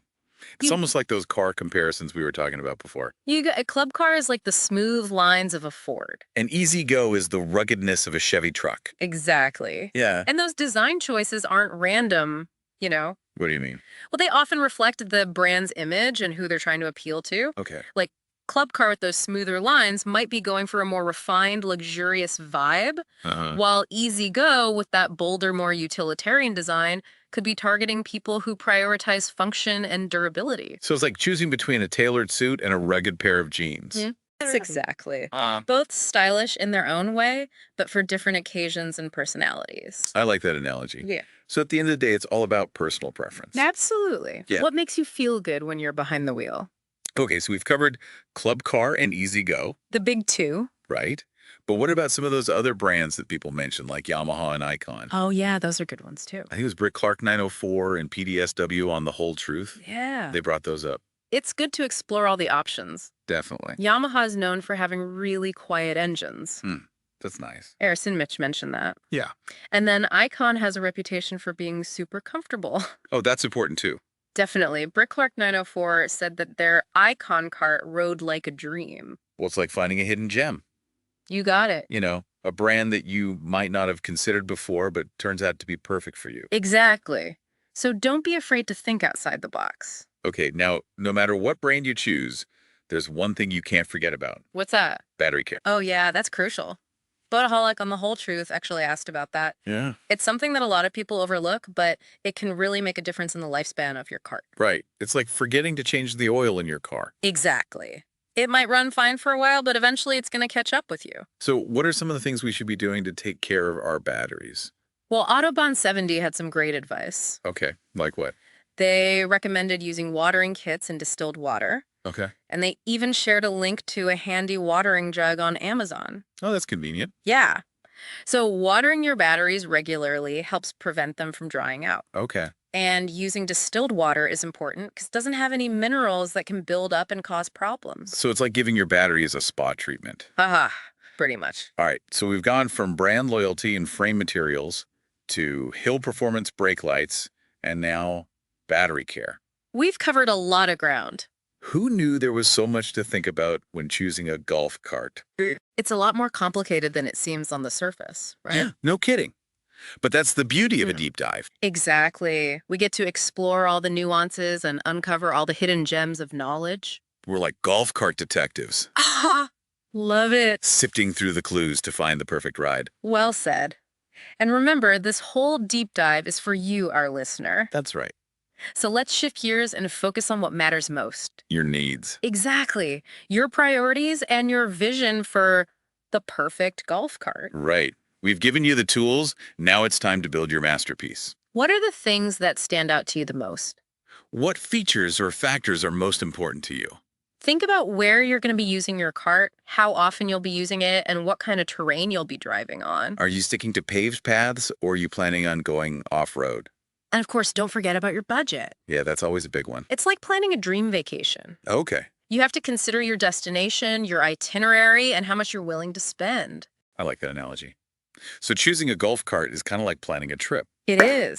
You have to do your research and make sure you're making the right choices. Now, throughout our deep dive, we saw people mentioning specific models within the Easy Go and Club Car lineups. Oh, yeah. Names like RXV Precedent and Onward kept coming up. Right. People were pretty passionate about those particular models. And that brings us to an important point. What's that? The model itself might be even more important than the overall brand.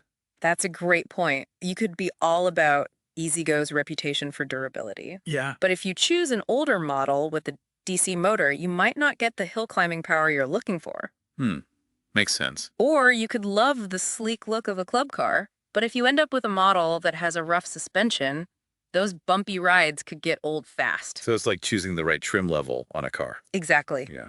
You might get all the basic features with the base model, but those higher end trims offer those little extras that really enhance the experience. Right. So you've done your homework on the brands.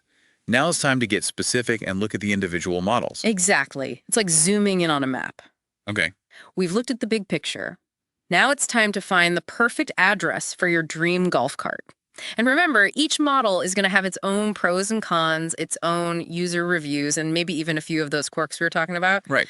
So don't skip this step. Do your research. Exactly. It's the difference between making an informed decision and just winging it. All right, so what's next? Well, you have all the knowledge about the brands, you understand the key features, and you know what's important to you. So the next step is to dive into the world of specific models. Another deep dive. You got it. We're in this together. From casual browsers to informed shoppers. And who knows what other hidden gems we'll uncover. It's like an archaeological dig for golf cart knowledge. It really is like we're on an archaeological dig for the perfect golf cart. I like that analogy. Yeah. So as we dig deeper, what are some of the things we should be looking for when comparing these specific models? Okay, yeah, that's a good question. We've got the brands narrowed down, but now it's time to get down to the nitty-gritty. Exactly. So first off, don't be afraid to really get into the details. Okay. Go beyond those flashy brochures and those marketing slogans. I get the real scoop. Exactly. Look at the user reviews, check out the spec sheets, Okay. and even try to find the owner's manuals if you can. Oh, wow, really get in there. Yeah, the more information, the better. When you're looking at those specs, pay close attention to things like the motor type. Okay, AC versus DC. Exactly. What's the battery capacity? How far can you go on a single charge? Range is important. And then how about the suspension system?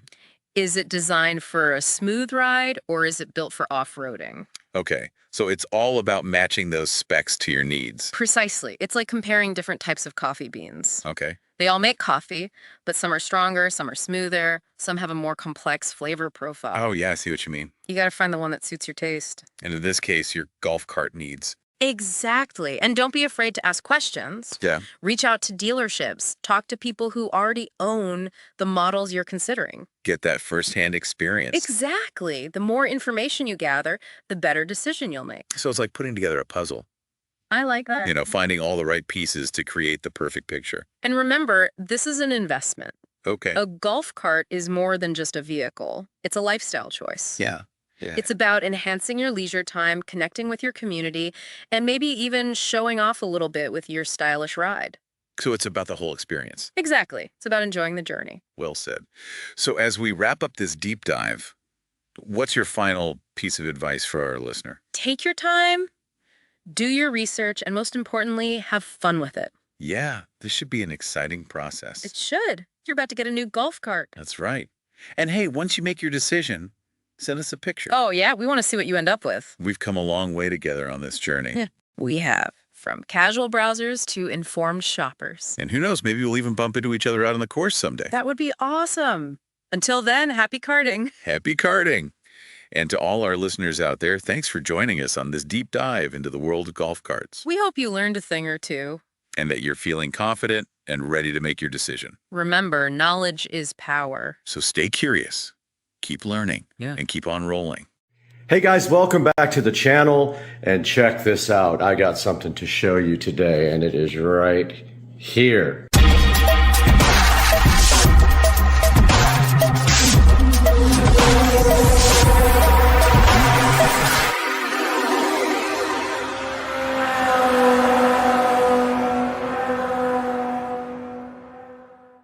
Hey guys, welcome back to the channel, Supercar Street Racing, and I woke up this morning to this wonderful Echo Show 15 with a lovely message on the screen that I will show you now. So check this out. I had no clue that Amazon was about to release an update for the Echo Show 15 that would totally transform the device into a cool multimedia solution. Is Transformers Dinobot Adventures Dinobot Squad Grimlock. Dinobot Exactly, so Credit King 3-pack. It's $27.99. Find delivery details at Amazon. that was absolutely wonderful. So yes, woke up this morning to find this lovely update on the screen and had no idea what it is, and apparently you can now turn your Echo Show 15 into a Fire TV. Here we are in the kitchen right in front of the Fire TV Stick 4K, which is plugged right into the back of this little cool television that I actually found at the thrift store for about 10 bucks, and it's awesome. It's does 1080p, and I have the Fire Stick 4K plugged into this in the kitchen, where I can do cool things like show me the garage. Sorry, I didn't find anything named garage. Okay, Consider purchasing a tile that's set hilarious. with Alexa Voice Remote Pro. Show me the garage camera. Okay. So this should actually be showing me a security camera, and there we go. So there is a skill for the Wise Cam, and there you go. So this is a standard Fire TV Stick 4K. Now they make other versions of that device. They make higher end versions that are not sticks. They make, I think the Cube is one of them. We can show you that on the screen. But yeah, this is a good low cost addition to any television. You can just plug it into the HDMI port and you have your remote here. And then you have a Fire Stick anywhere you have a HDMI port. This is the Show 10. I'm not going to say the name because it will wake up. This guy did not have the message on the screen this morning. So this one used to be the largest show device you could purchase, and now they offer the 15, which you saw installed in my wall and powered from the switch below. So no update on the Echo Show 10. Sorry, the laundry is in the washing machine, but here is the Show 8. And we walk up to this looking for the update. No such thing. If we go here to settings, and we go to device options, and we look at the software,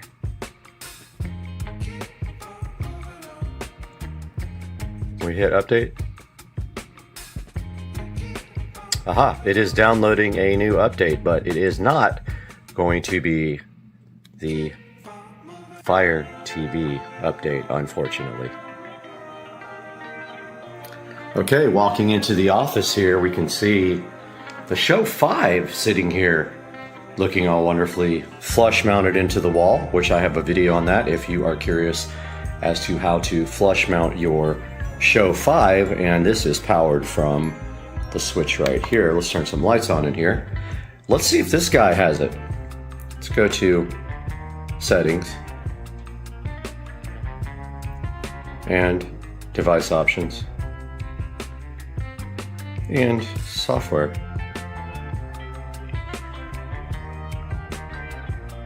No updates found. We will not be able to make this into a Fire TV.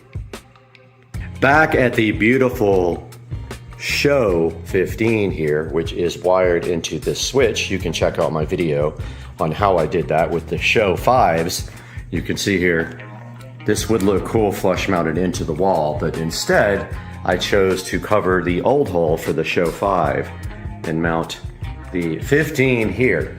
Woke up this morning to that lovely message about getting the Fire TV experience on the Show 15. I hit the yes button, it downloaded an update, and now we have this lovely button right here that says Fire TV. Now, why is this cool?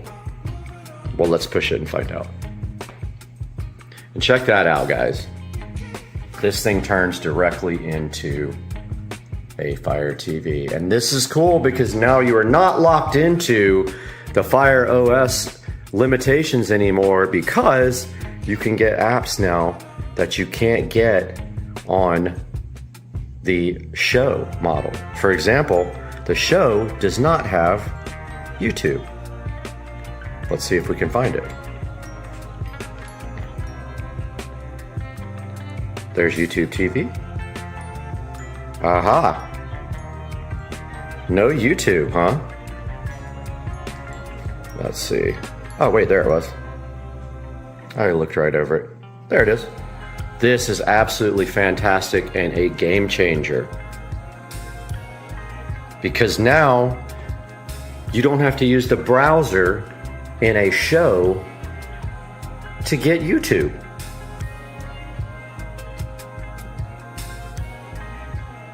So it's telling me that I got an app. And now we can open it. This is literally the best thing that could have ever happened to the Show 15. Look at the controls. Pretty freaking cool. So I was wondering how they were going to do this, and they have gotten the controls on the screen, which is very cool. So I'm gonna go ahead and sign in to this now. Wanted to show you guys the limited touch functionality that I just realized. I was sitting here trying to hit sign in when in fact you have to use the pad here. See the pad? So I am going to go ahead and use the pad now to sign in to my YouTube account where I have premium. Okay, we are back and signed in with one of my accounts here, and as you can see, we have the lovely touch screen here, and we're using the touchpad that they designed for YouTube, which is pretty cool. There is the Supercar Street Racing channel. And there is a video of mine. And so keep on trying to use the touchscreen, and it does not fully function on the YouTube app. And there is the Supercar Street Racing channel and the last video of the pressure wash. And that is very cool because now I've always wanted to use this to play videos and link it to the dot that is in the closet there with the audio for the whole home audio system. Now I can do that. I was doing it over here, which can technically do the same thing, but now this device in here can actually be the one that serves the audio for the house, I think. I have to research that now. Here we are on the Alexa app on the Android device, and if we go to devices here, and we go to plus, and we go combine speakers, and we do multi-room music, and then we do this living room show. We got to find it there, and the dot, because the audio will come out of the dot. We hit next. Choose a name. House audio.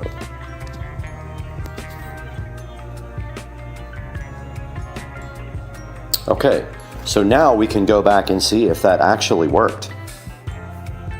Back in front of the beautiful Show 15 here, we're gonna see if we actually get audio out of this whole home audio system since we paired this as a speaker group. So let's try to find some music. Oh, but keep trying to use the push button, the touch screen. Let's do this. Oops, I pushed the home button.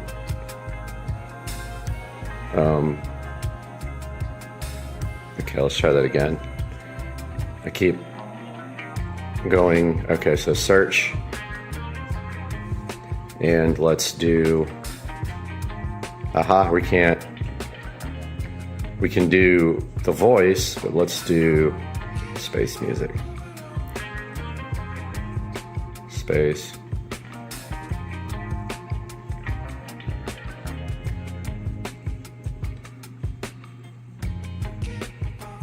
Music. My favorite. Space music. Here we go.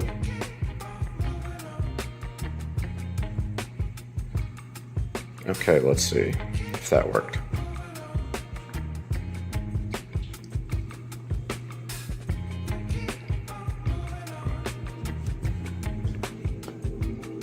Okay, here, audio here.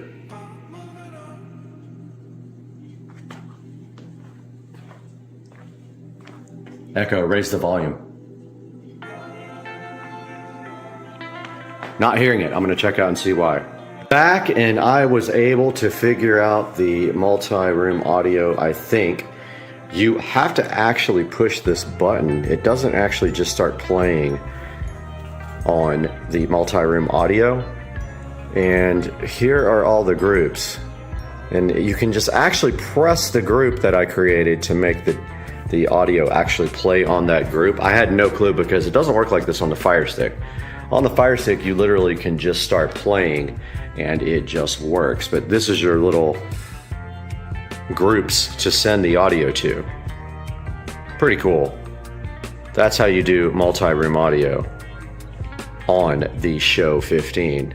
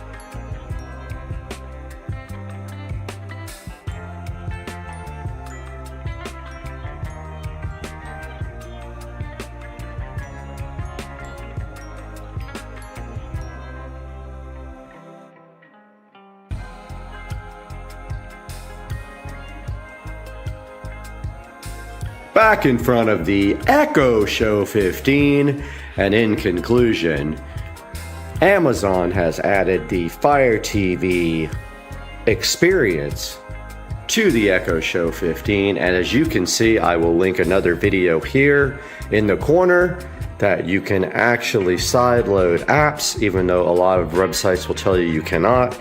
You can go check out my guide on how to sideload apps, and as you can see right here, you too can enjoy Kodi on your Echo Show 15 with all the video add-ons you love so much. So yeah, the overall Fire TV experience on the Echo Show 15 is good. I'll have another video that shows you how to use a remote like this and be able to navigate your Echo Show 15 with a Fire TV remote. Guys, I hope you enjoyed the video and have a great day, and please like and subscribe to the channel.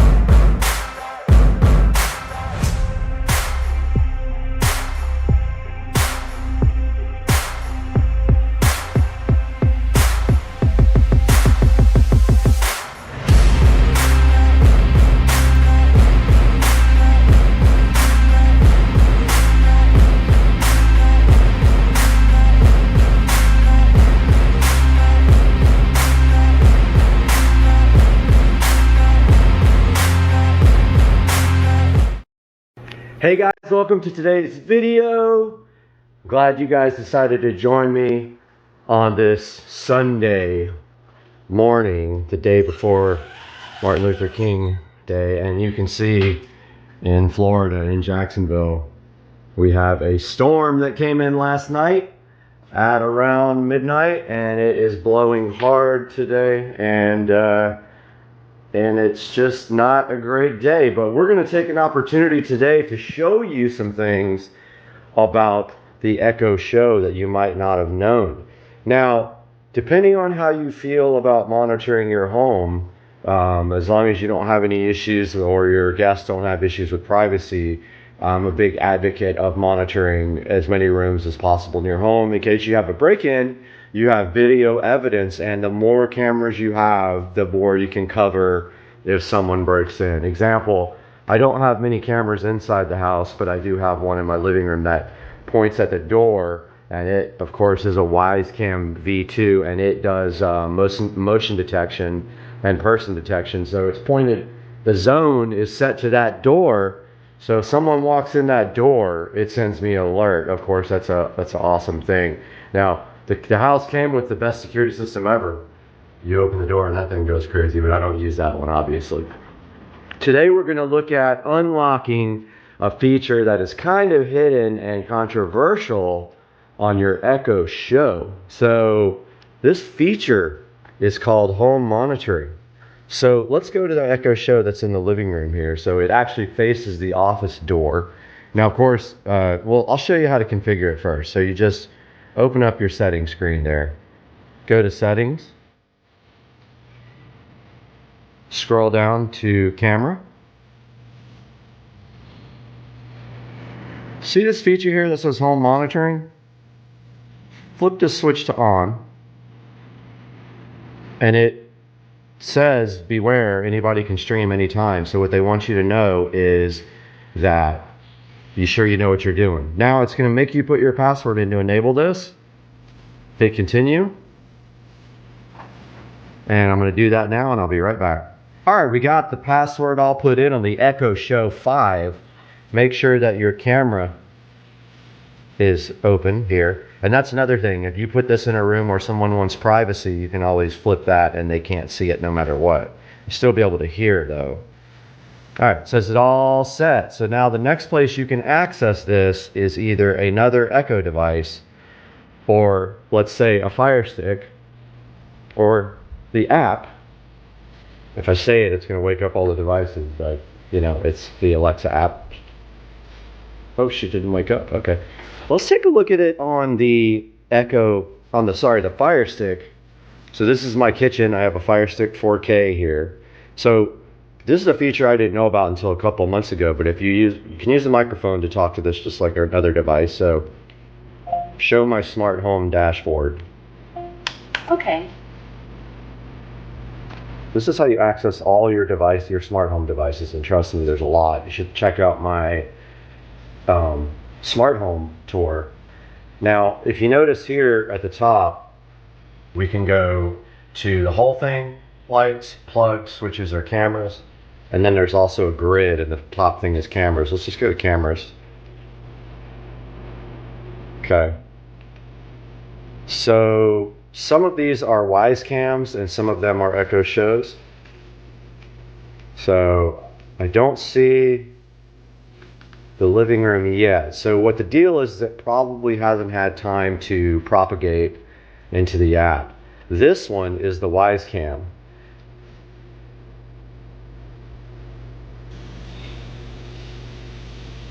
That's up in the corner that I just showed you.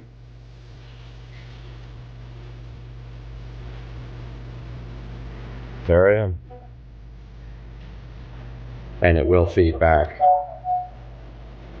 Okay, so at this time, that device is not on there yet, but we do have one that is. Let's try going back in there again. Show my smart home dashboard.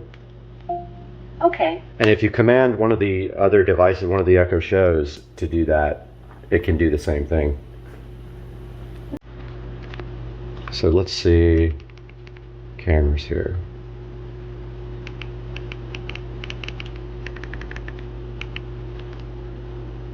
So there is the one in the kitchen, which is going to feed back horribly right now if I say anything. So I'm just going to turn it on and not say anything.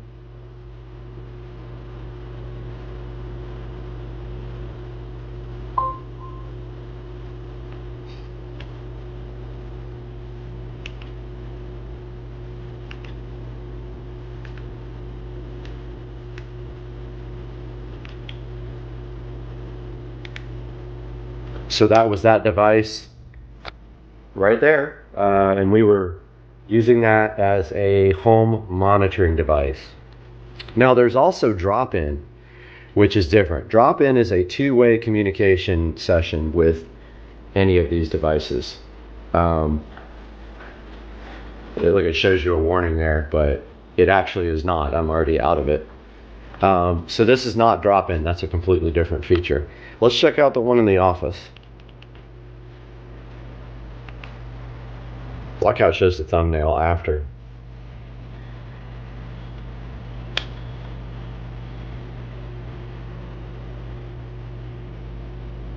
So that would be right through that door right there. That is the office.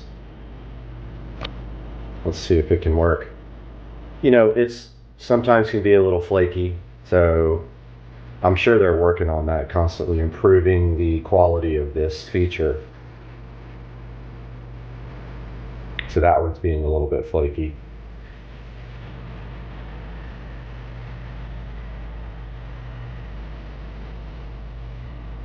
And it still says waiting. So that one's having some issues communicating. Let's go configure the one in the theater room, which really will just be looking at a wall. So we're in the theater room now. Let's do it again so you guys know how to do this. So we swipe down, go to settings,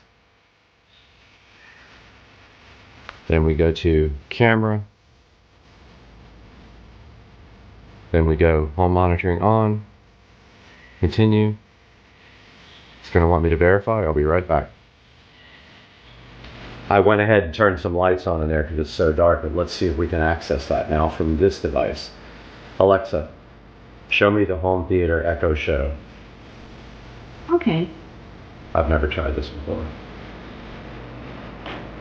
I guess that is the command, waiting for Amazon.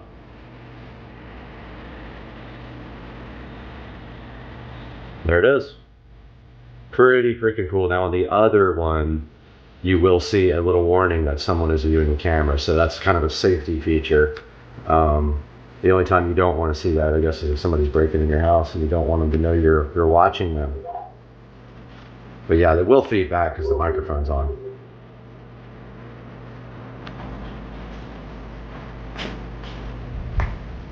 Alexa, go to the home screen.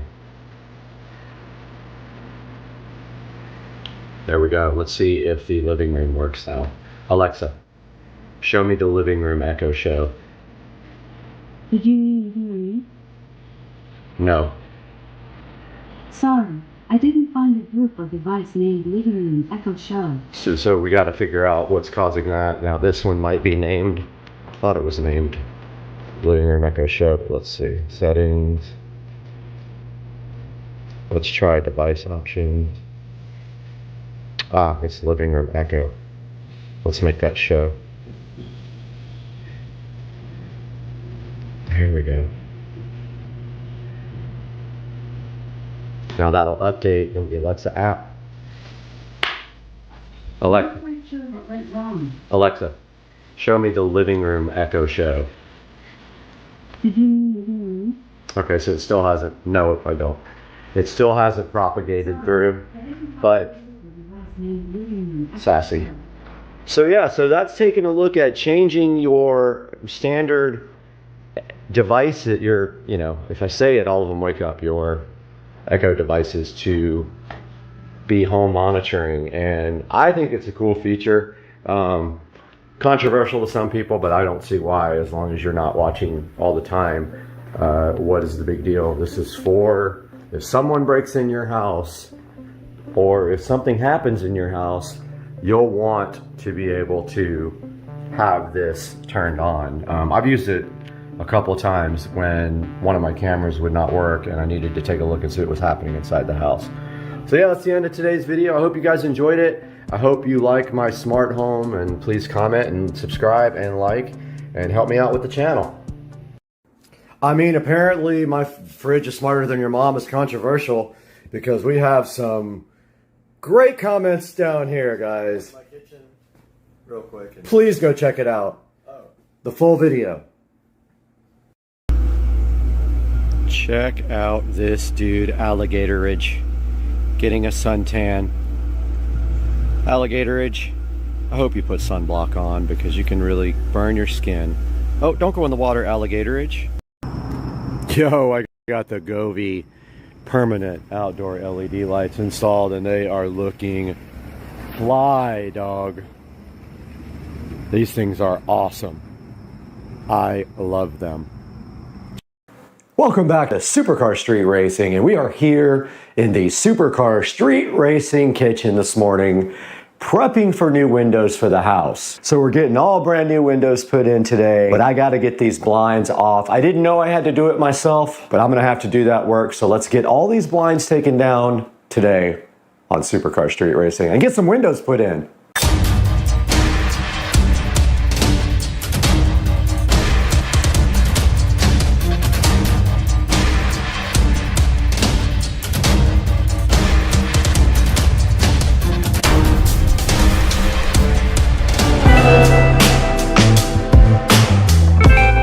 Now we only have 3 of these to take down with these type of shades, and they're pretty simple. You just unscrew a wing nut and they come right out. But also the hardware has to come out. The mounting hardware needs to come out as well, unfortunately.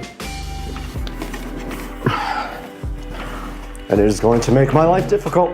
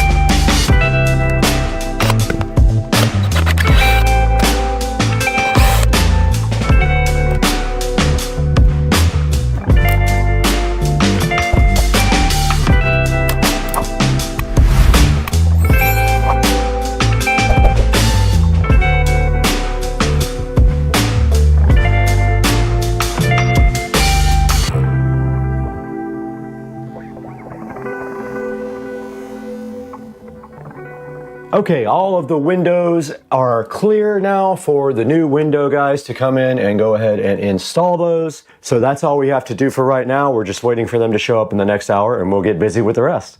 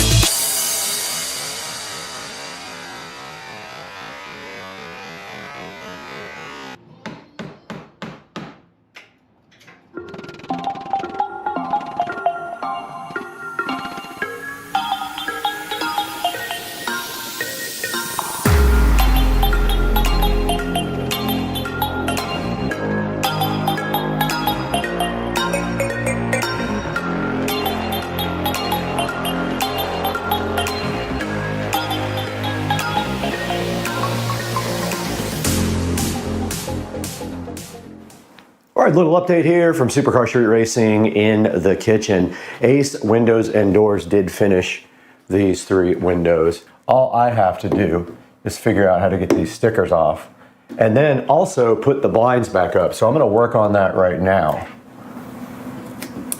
And these just come right off with the peel sat.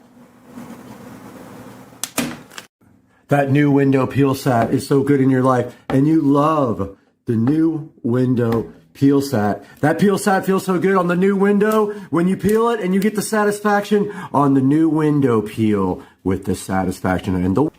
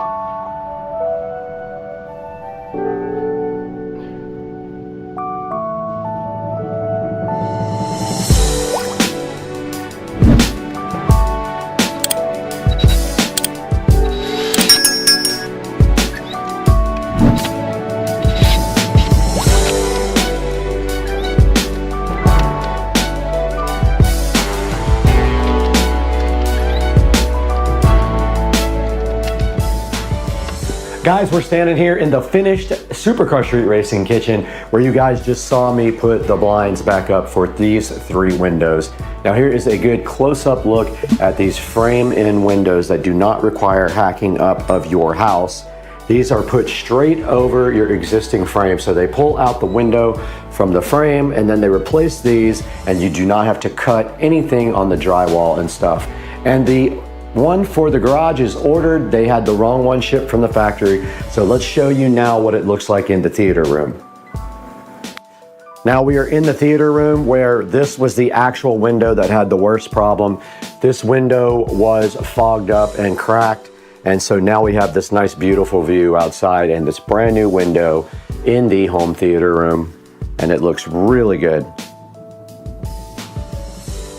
We're out here in the messy bedroom, and this is the other window that was replaced, and this one also has a window unit in it. So the window unit went right back in, and this will not get a screen, but you can see how clean the install is. It literally is seamless. You cannot even tell what they did in here. And this was Ace Windows and Doors out of Jacksonville, Florida, but I believe I paid around $2,500 for all these windows to be replaced. So there is 5 windows for about $2,500 plus a permit fee.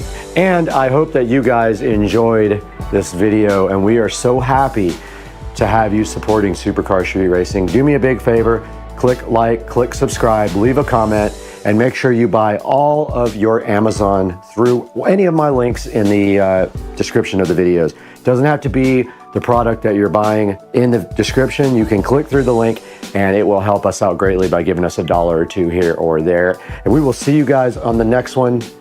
Peace out. All right, we're coming one more set. Here we go. Oh, it covers the holes, dog. Where's the other one? Right here, big dog. You're running out of time quick. You gonna make it? Let's go! It's about cock and ass and tits and butthole pleasures. It's not about butthole pleasures at all. It's not about this rusty trombone and the dirty Sanchez. Please stop. And the Cincinnati bow tie. Moosh. And the pussy juice cocktail. And the shit-stained balls. Moosh, just please stop.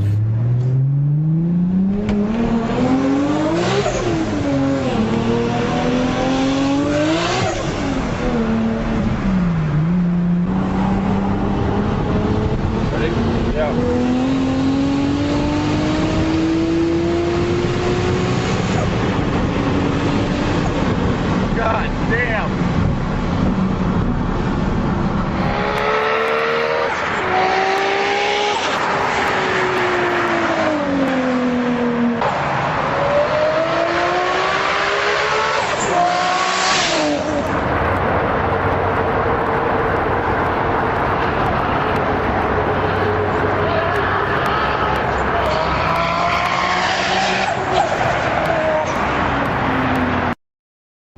Roll again. And we were just talking also about our careers and what we do. This Final Boss Sour Gummy VIP kit. This guy had, basically I'll put a link to the video down in the description here, but he had AI running on 2 phones and he made them date.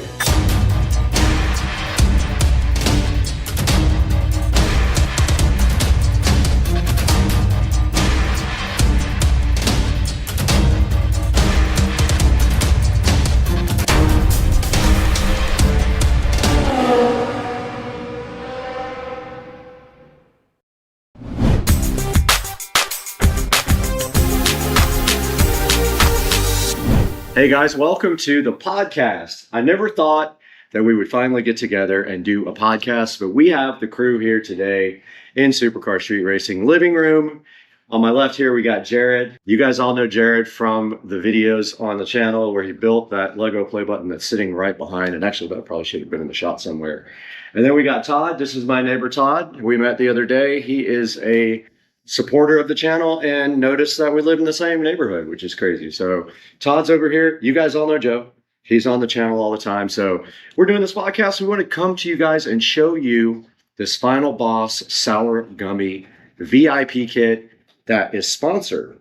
So Final Boss sent us this VIP sponsored sour candy kit to check out. And I just thought it would be cool. We could get together and kind of talk about things and then try each one. What do you guys think? Yeah, I like it. A little sampling. So the first thing that we kind of wanted to just touch on was like one of the commonalities that we have. We don't have this with Jared, but we have all golf cart stuff going on. So you want to talk a little bit about how you got into golf carts maybe and what makes you stay into that area? Yeah, you know, it's an interesting story. So funny enough, I used to be Brad's next door neighbor. I live right next door. And at the time, my ex-wife and I were just together. We were engaged. And I had a friend of mine that had a golf cart, a little gas golf cart that he wanted to sell. And it was a really good deal. And I remember coming home and telling her about wanting this golf cart. And the answer was very quickly like, we don't need a golf cart. Well, me being, you know, who I am, I just went ahead and bought it and brought it home, and that did not sit very well with her at all.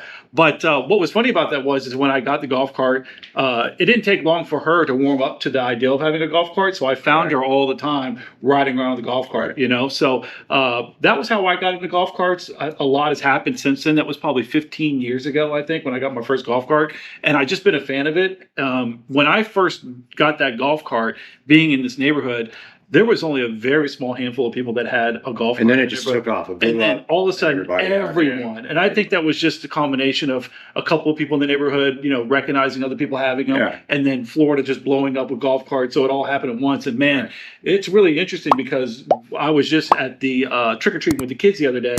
And there was a little carnival around the corner that all the kids like to go to. And there must have been 40 plus golf carts just parked out there, hanging out, having a good time. Big golf cart. It's a mainstream thing in this neighborhood. And it's a lot of fun. So it's fun to see all the golf carts and all the stuff that people have hooked up to their golf carts, and of course talking to people about it, and telling them my story and the golf cart that I have. So that's kind of how I got into it. Well, before we go ahead and talk to Todd and Jared about their favorite hobbies, because I'm the same way. I like golf carts, cars, all that stuff, and I know a couple people over here like cars too. So why don't we dig into the first gummy and tell us exactly what it is? There's a little. And we'll put a picture up on the screen right now of what the diagram is right here. But I guess the premise here is that all of the gummies are bosses in video games. Yeah. They'd be the final boss at the end of a video game. So what's the first one you want to try here? Well, what yes. What are you interested in? I looked over this real quick, and it's definitely geared towards children and like gaming. What they have here is 3 different flavors. So they have strawberry, blueberry, and cranberry. And then they have levels of sourness that go up as you go along. So what I figure is we could start on any particular flavor on level 1 and just work our way over. So in here, they give you 2 packs for each particular flavor. So we can start with the first one that just happens to be Final Boss, and this one is sour cranberry. And that is the I gotta read this from the front. Arachnothorn, I think is what it's called. So that'll be the first one. What do you say? Want to give it a try? Yeah, let's break it open and see what these guys think about it. All right. I'm curious. I've never had sour, like super sour candy at all. No, I don't know about y'all, but I love sour candy. Do you like it? I'm a big fan of sour candy. Is there multiple in each? Yeah, there is. I haven't checked it, but I felt it. I think there's probably like 8 or so in each packet. So after we get done make sure you with touch all of them. we're going to go ahead and give these to the kids. Well, this is interesting. It looks like a cranberry, like a little cranberry too. So that's interesting. Well, just emphasizing these are not 420 set. Exactly. Well, you have a cranberry running around here somewhere that I tried. You'll find it later. They look like real cranberries. And it tastes like real. And it tastes like a real cranberry. It's made out of real fruit, is what it says. Well, yeah, we forgot to mention that. So let me turn this around real fast and I'll put it back. High in antioxidants. Epic sour, it says. No artificial ingredients and uses real fruit. So that's good. I actually like that. Really good. Yeah. Jared, what did you think? I ate like 3. You already ate you struggling? They're great sour. You think so? I keep leaking. That's level 1. That's interesting. That's only level 1, yeah. If you're in trouble. It's got some sourness to it, but I guess everybody's taste buds are a little bit different. It's sour, but not that sour to me. But for him, it's interesting that he finds it to be very sour. Yeah. The flavor, though, it's really good, though. Is super good. Yeah, I'm a fan of that. What a great source of fiber. So between each one, we're going to wash it down with a little bit. Yeah, we forgot to talk about that. What are we sipping right here, Joe? Yeah, I think you poured us a little Angel's Envy, right? We got some Angel's Envy here. Very good. And we have a bottle of Buffalo Trace, and we have some Eagle Rare. We have a little bit of Eagle Rare left in the bottle, which we'll probably save for the last when we destroy ourselves with the most sour candy inside the box. Yeah. Now, also, there's 2 other ones that aren't even released yet that are going to be the highest level of sour, and they have not been released, and they're on the box right there as mystery items. Yep, they got a level 4 coming, and then the final boss. So it'd be interesting to see if we get an updated package with different flavors. So that would be interesting. Hey, first one, I thought it was delicious. I did too. I'm a fan of it. It's really good, yeah. Todd, tell us about your favorite hobby. Is it golf carts or cars or something else? Probably golf carts at the time, cigars as well. Oh, okay. He would get along with Rich across the street. Absolutely. He loves cigars. Yeah. To kind of follow along with what Joe said, got into golf carts probably because of FOMO. Mm-hmm. The neighborhood blew up, people all over the place with golf carts, and I got my own. Kept it for a while, did a lot of modifications to it, and then ended up getting rid of it and kind of missed it. So then I went back and bought another. So it's start the process over again, do some modifications to the new one. But it's a lot of fun, though. Yeah, and it's how I met you. You both now too, because that's how I found your channel, Brad. That looked for a specific modification that you had done to your cart. Had not found any other videos on it anywhere else, and when I found you, saw you riding through the neighborhood, and realized, wow, that's my neighborhood. So you know what's interesting about that, Todd, is that I looked for a video and I came across this guy. You might have seen him before. He was actually on a farm. Okay. And I think he got the Mosasaur battery free as well. Okay. But it was such a bad video. There was nothing about installing it. He literally just threw it in the cart and said, okay, that's the video. So I thought it would be, better if we did something. Jared, I know you like cars, man. I know you like cars and you've had cars in your past. What's your favorite hobby now besides your family and your son? Besides them, building Legos is my go-to. So that's true. That's your big thing. Yeah, big Star Wars fan, and then that brought me into Lego, and then throughout that I developed cities, and now I have my own city. He has a closet in his house with the entire countryside. Yeah, my wife was nice enough to donate the closet. Thanks, honey. I always know he's been into Legos, and it was really cool to see the video where you helped put the button together. Yeah, he put the and just to watch you completely start to take the bag, separate. You could tell this guy knows what he's doing. He's got the experience. He had everything all parted out. He knew what to do, and then immediately just started. Did you do that by eye, or did you look at the? I'm trying to remember. I read the instructions. But you read it quickly and knew where everything was. Yeah, that was pretty cool. It was pretty easy build. It was enjoyable. It was a good way to spend a work day. Right, exactly. What happens is I get emails from YouTube saying that after I achieve a certain amount, they offer me a gift. Okay. So the bummer is, by the time I get to the email, even though it's 2 minutes after getting sent, most of the stuff's gone. Okay. Yeah. There was a neon light that I really wanted, a neon play button, but I ended up getting the Lego, which I loved it, and then I bought that little pedestal to spin it around with. That's the story of that. So definitely put that on the camera. Yeah, absolutely. I don't know why I didn't put it up here before. Yeah, it should be spinning right here. Yeah. So Jared, aside from the Legos, that's it. That's kind of your fascination, right? Yeah, being a dad. Being a dad, that's a tough thing. Takes up most of the time. Oh yeah. And we've been stepdads to your son. Yeah, both of us. Uncle Brad. All right, so let's try another one of these gummies. So what's next on the list? All right, so same level, and we're going to try the blueberry one. Oh, I'm excited about this. And it doesn't have the name on the front, so I got to look on here, but it looks like, I'm going to turn this a little bit so I can see this a little bit better. Lordsworth is what we're doing. So, right. Yeah. Lordsworth. It's a pig? Big old pig. It's a pig. Yeah. And then actually there's a lobster as the next one, which is... Are they from video games that we would know? Or is it I think so. I mean, I could be wrong. I think it's Minecraft. Is it? Is it Minecraft? See, I don't even know that. I'm assuming. It looks like Minecraft. We're going to have to Google it. Pixelated. All right, so these are blueberries.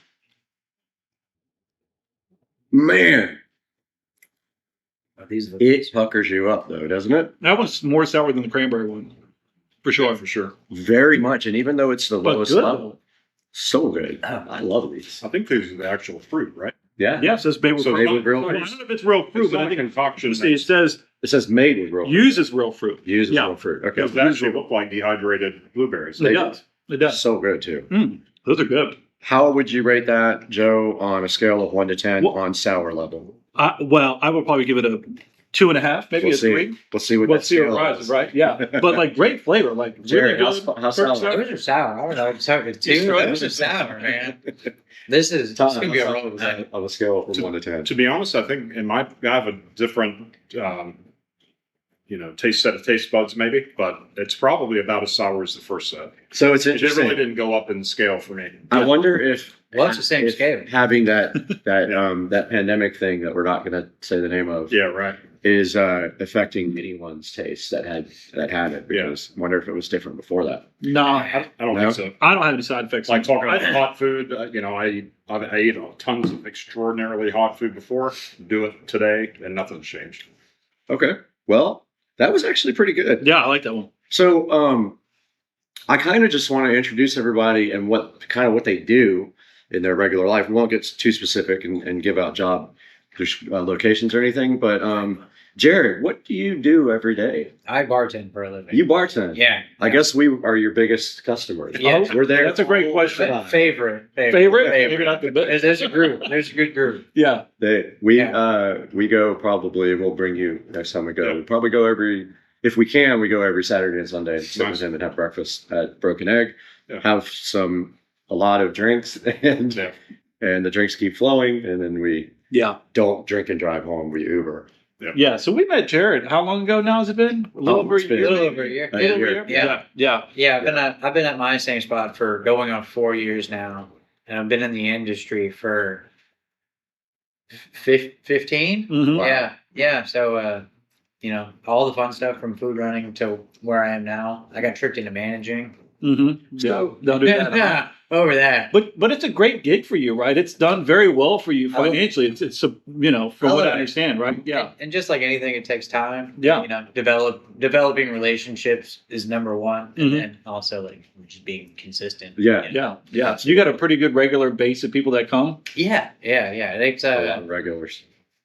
and you'll find them everywhere, which is great. And there's always good people that help pass the time. Yeah. So you mentioned a little while ago that you, I know from talking to you that you're into vehicles. You like cars, right? And you used to. I've crashed be more. You Yeah. crashed a lot of cars. Crashed a lot.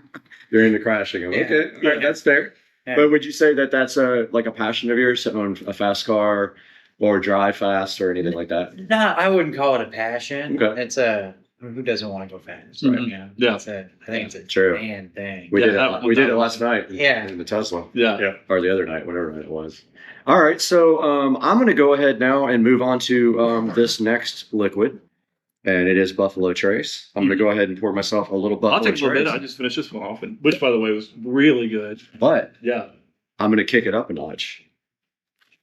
And put it don't in like it. that. I'm going to put it in it. Oh, So I'm going to see what this tastes like with a little bit of the blueberry. It's actually spider. I will just do a regular pour here. It's a cranberry. You sure That's you the wouldn't like cranberry, a the first one. Is that the first one? sour? Yeah. right. Okay, so that's the pig. That's the blueberry. What's this next one we got? Yeah, so we already did this one. So, all right, on to the next one, because I know we're going to be put for time here, so we don't try to keep on track here. This is the strawberry, and this one is Beaster. Okay, let's see what I love strawberry stuff, so this is going to be my favorite one, I think. Maybe not as we go up this scale to the death scale, but I think that I'm going to like this flavor. Let's start with strawberry next. So, Sure. what's the name of this one? Beaster. Oh, Beaster. As soon as it hits your tongue, sour. Oh, these are huge. It's the Oh, coating. they're sticky. Yeah. Oh yeah, wow. Flavor's good. Really good. I do have an app in here. They are sticky. So, guys, I just wanted to touch briefly. We talked about what Jared does. Todd, we have something interesting in common. We both do IT work, We do. right? Oh, interesting. I didn't know. So you do developing? I do. I'm a ECTL developer, which basically just means you take data from any location, any database, do things with it, customize it for the customer, whoever that customer may be, and then land it somewhere where they can use it. That sounds very complicated to me. No. I'm not good at It takes some skill and takes some people skills to work with people to draw out what they need. Right. But outside of that, though, it's a good job. I feel like I would never be able to do that. I don't think I'm that talented, but I do firewall engineering for I write policies and troubleshoot problems with connectivity into the network and out of the network. So that's what I do every day. What do you do? Yeah, so it's interesting because I kind of work a little bit in the world of both databases and with firewall security. I work in a large call center organization. It's a global one. My specifics is third-party collections, first-party work as well. Okay, yeah. So we call, on behalf of very large, what we call original creditors, which could be your large phone carrier services, automobile manufacturers, things of that nature. And we call up the consumers that, gone delinquent, and we try to get them on the phone to hopefully get them to, repay their debt or get them back in good standing. And on a large scale, though, like on a massive scale, where we work with very big clients and responsible for billions upon billions of dollars in inventory that we house. Okay. So yeah. And you've been doing this for a long time. I have been. For a really long time. Yeah. I think I'm coming up on 20 years. Amazing. Prior to that, I used to be a captain, so I used to drive boats for a Which is living. also interesting. Yeah. A boat captain. Yeah, I was a boat captain, so I did that for. What a transition to go from the water and then into the call center, man. Yeah, that's a whole nother story for a whole nother podcast. Absolutely. I got stories to tell people that they wouldn't even believe. I worked for a very interesting individual in my last job. I don't think we can talk about what happened. Probably not. No. Wolf of Wall Street would blush at the stories that I would probably tell people about. I heard about this. But yeah, so this guy owned a call center himself and had a very nice boat. So I worked for the company and drove that boat. And then his unfortunate passing, just got an opportunity to go into the office. And then before you know it, I'm sitting behind a desk and doing operations. So yeah, it's been a long ride. Yeah, it's been a long ride. Yeah. So let's go on to the next. And guys, we're on level 2 now. We have 3 total levels to do. All right, so we're going to keep zigzagging back and forth up. So these others were they were all level 1? All of them. We're moving up to level 2. So did you do strawberry first? No, I'm gonna zigzag back and forth. So we're going back to cranberry. Okay. And this one's called jaw slicer. So interesting. Jaw slicer. Jaw slicer. Why do I feel like it actually is? I can't wait to see if level 1 had him drooling. What is level 2 jaw slicer? Just wanted to mention when we took the strawberry out, it was kind of sticky. It was, yeah. It says on the box to put it in the freezer for a few minutes if it gets sticky, and it'll go right back to. Oh well, okay. I didn't mind it at all. All right, so same look as the other one, right? I guess it just steps up in sourness, so should taste roughly the same. Just we're gonna be a little sticky.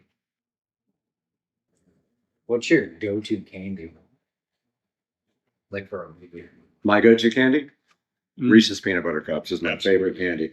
And that's the only thing I really like. Unfortunately, it's another thing we have in common. A weakness for that I have.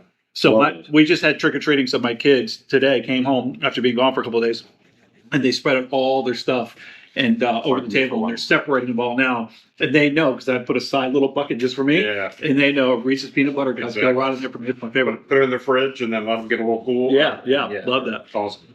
All right, so that one was a little more sour, but I'd say stepped up for sure. But I want more sour. I like sour. I can't wait for level 3, but that's good. That was still good. Yeah, it was good. It lingered longer than the one. Same sourness, but for a longer amount of time. Yeah, definitely. All right, guys, we're back with an unfortunate mishap, but we are going to recap what we've already done here. So we already tried all the level 1s. So we tried the strawberry, the blueberry, and the cranberry all on level 1. And then we just did the first level 2. Yep. And what was that called? Jaw slicer. We did jaw slicer. What did you think about jaw slicer? It was sour. It was I thought it was the same level of sour, but the sour lingered for much longer. It did. So maybe that's the level. Level 1.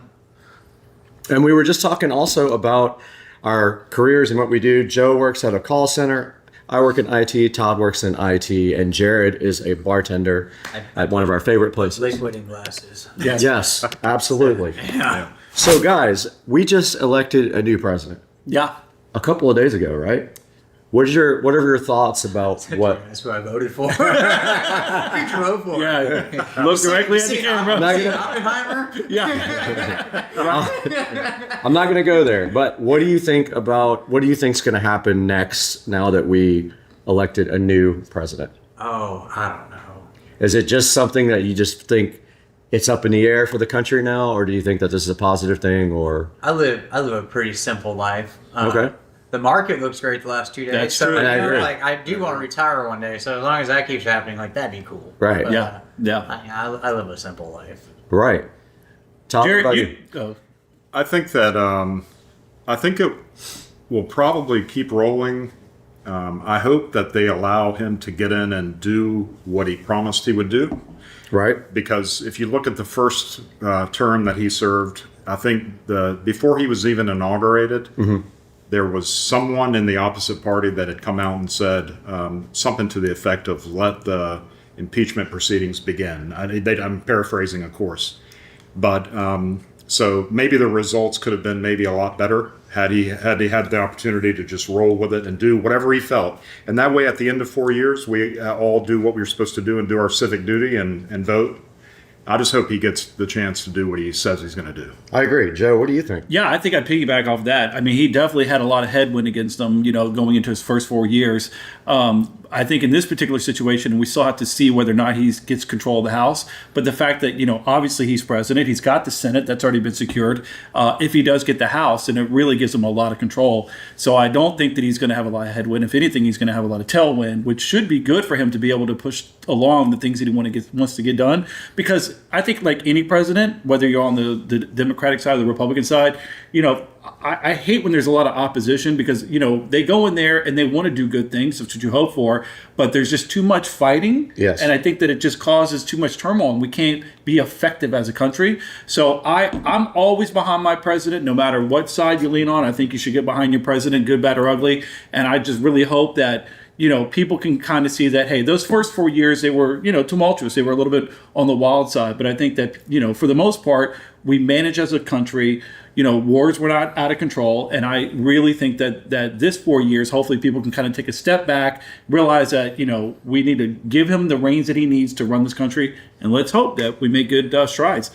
Economy, number one. I mean, this thing has been going through, the market has been going through the roof. So we're going to talk about that a little bit too. Yeah, that's been pretty good to see the last couple of days. Before we go to the next gummy, we're going to take just a short break here for anybody that needs to go to the restroom or whatever. And we're going to make sure we have no technical issues like we just did.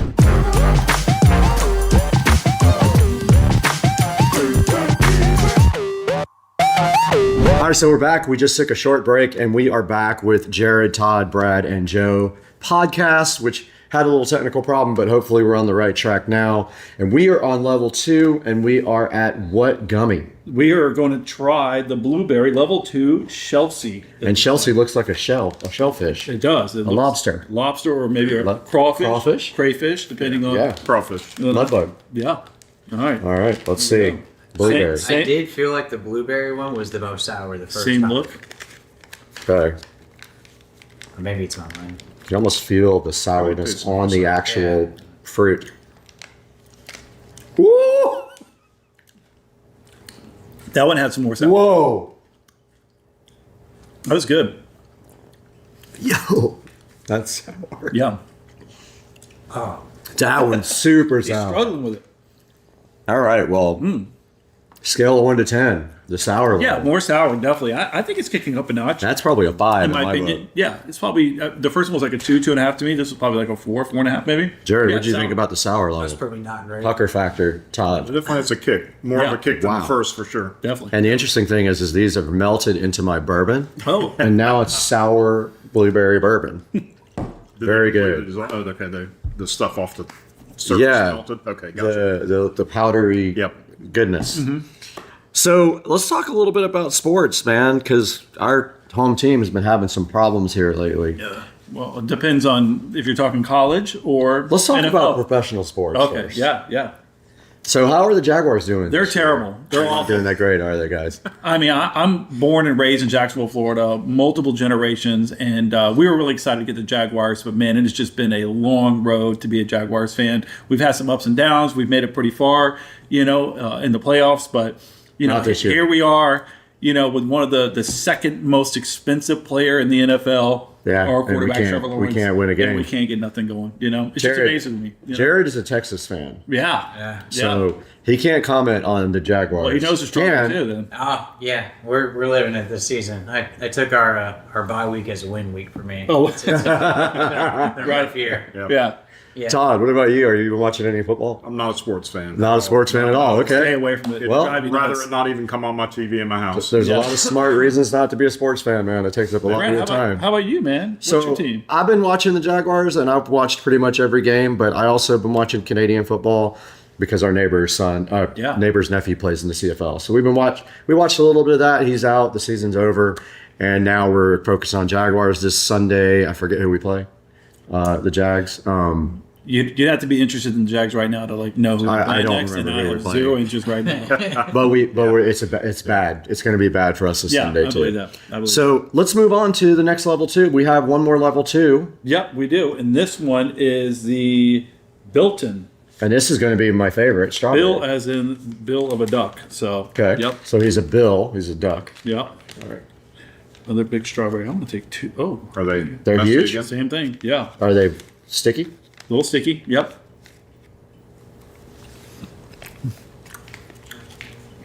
Yo, These look not great. so sour.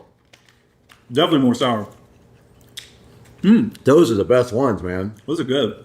Those are the best so far. That's my favorite. I like that better than the strawberry from the other level. Jared, what do you got going on over here? He's got a whole pile over here. Is that for He's later? eating them the whole time. He's taking 4 out at a time. Yeah. He eats one and then he puts the rest in. Yeah, that was sticky. That definitely has a little more kick. It's good. Dude, that's But again, probably 7 on Probably the the best scale. flavor though. I think So they got the good. best flavor of strawberry. It's really, Okay, really good. Jared, what do you think? You like it? Try and chew. Feel it right here. That's it. Yeah. Oh yeah, Yeah. for sure. That's intense. Mm-hmm. That's a That's a good lot. stuff. Yeah. That's about a 7 on my I'll bunker. say the one thing that I like is like the flavors are really good. Flavors They are awesome. taste exactly like the real fruit. Like, Kids are it's gonna good. love these. Yeah, I agree They're gonna completely. love it big time for sure. Guys, did you know that we caught a rocket out of midair a couple of weeks ago? Yeah. They did that. So, Pretty impressive. did you get to see this rocket catch? SpaceX, yeah.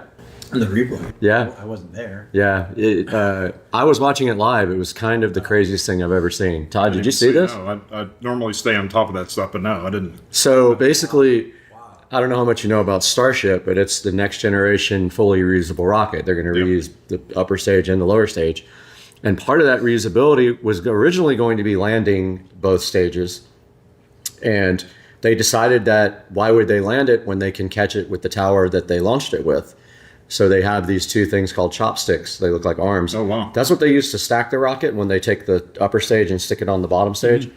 They caught the ship with the chopsticks out of midair. So they didn't expect to do it, and they had a plan. If they didn't, they were going to crash it right next to the tower, and everything was going to be fine. But they caught this rocket out of midair. It's taller than a 26-story building. So I'll have to go. Yeah, I was going to say that find was the video. That's the most impressive thing is how tall it was, right? So the second stage wasn't. The whole rocket was 26 stories, but I think that was like 18. The booster's stories. pretty tall, Well, it's, 300 meters. It's huge, and it's just amazing to watch that thing just come floating back in, and then the technology to get that thing to square up with that. Oh man, it was so impressive. Absolutely I can crazy. imagine being there, hearing that thing. First of all, re-entering, and then the rockets kick off to like, get it to like square.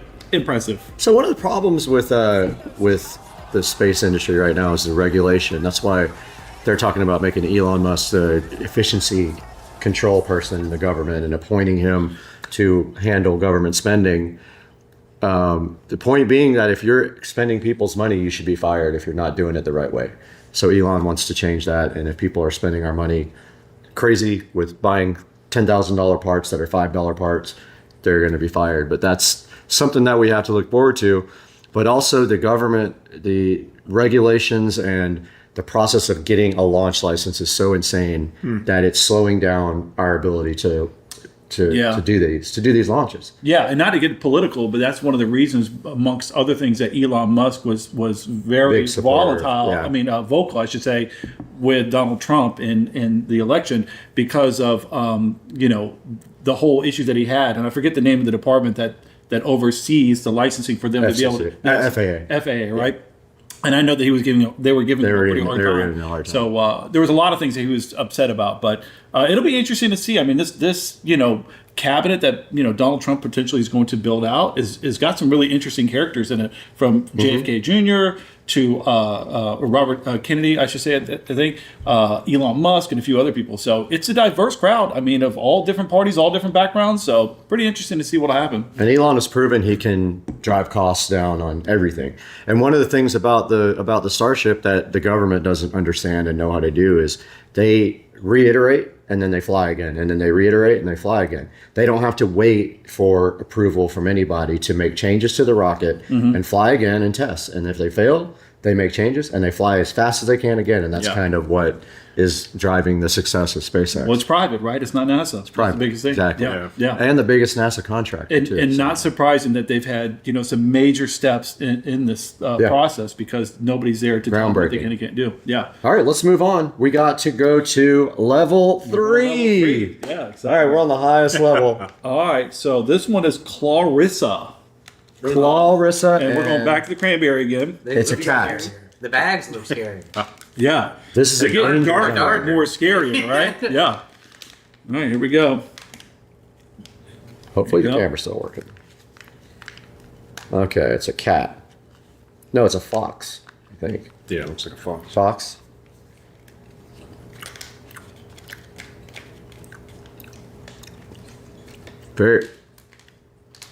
It's very sour. It's very sour. That's There's not a ton of flavor. I guess it's not sweet, you know? The strawberry one's kind of sweet when you... Well, cranberry is naturally a little bit sour. A little bit sour. So Yeah, there's not a ton of flavor. It's good.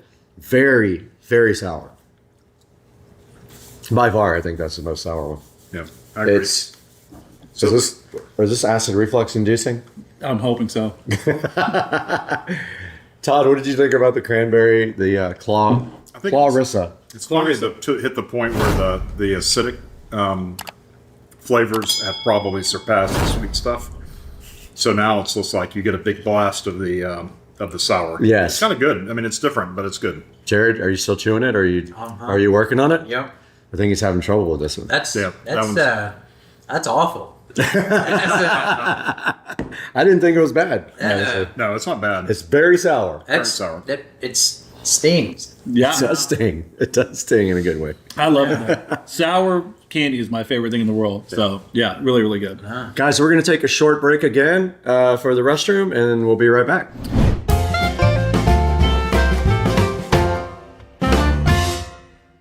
All right, we're back on the podcast. We got Joe, Brad, Todd, and Jared. We are currently drinking Buffalo Trace. Todd is empty almost, which is a crime. Yeah. And we have some Angel's Envy that I bought for all of us, and Todd brought some Eagle Rare over. Some Buffalo Trace. And some Buffalo Trace. So what would you like to sample next, or is that going to do Buffalo it? Trace. You want the Buffalo Trace, all right. Yeah, I got to tell you. I'll let you do it. I think they're both great. I like the Angel's Envy. That's what I do. Yeah, what you for a career? We have a pro here. Great Yeah. pour. Did you see that pour? Would you believe that pays for an entire mortgage?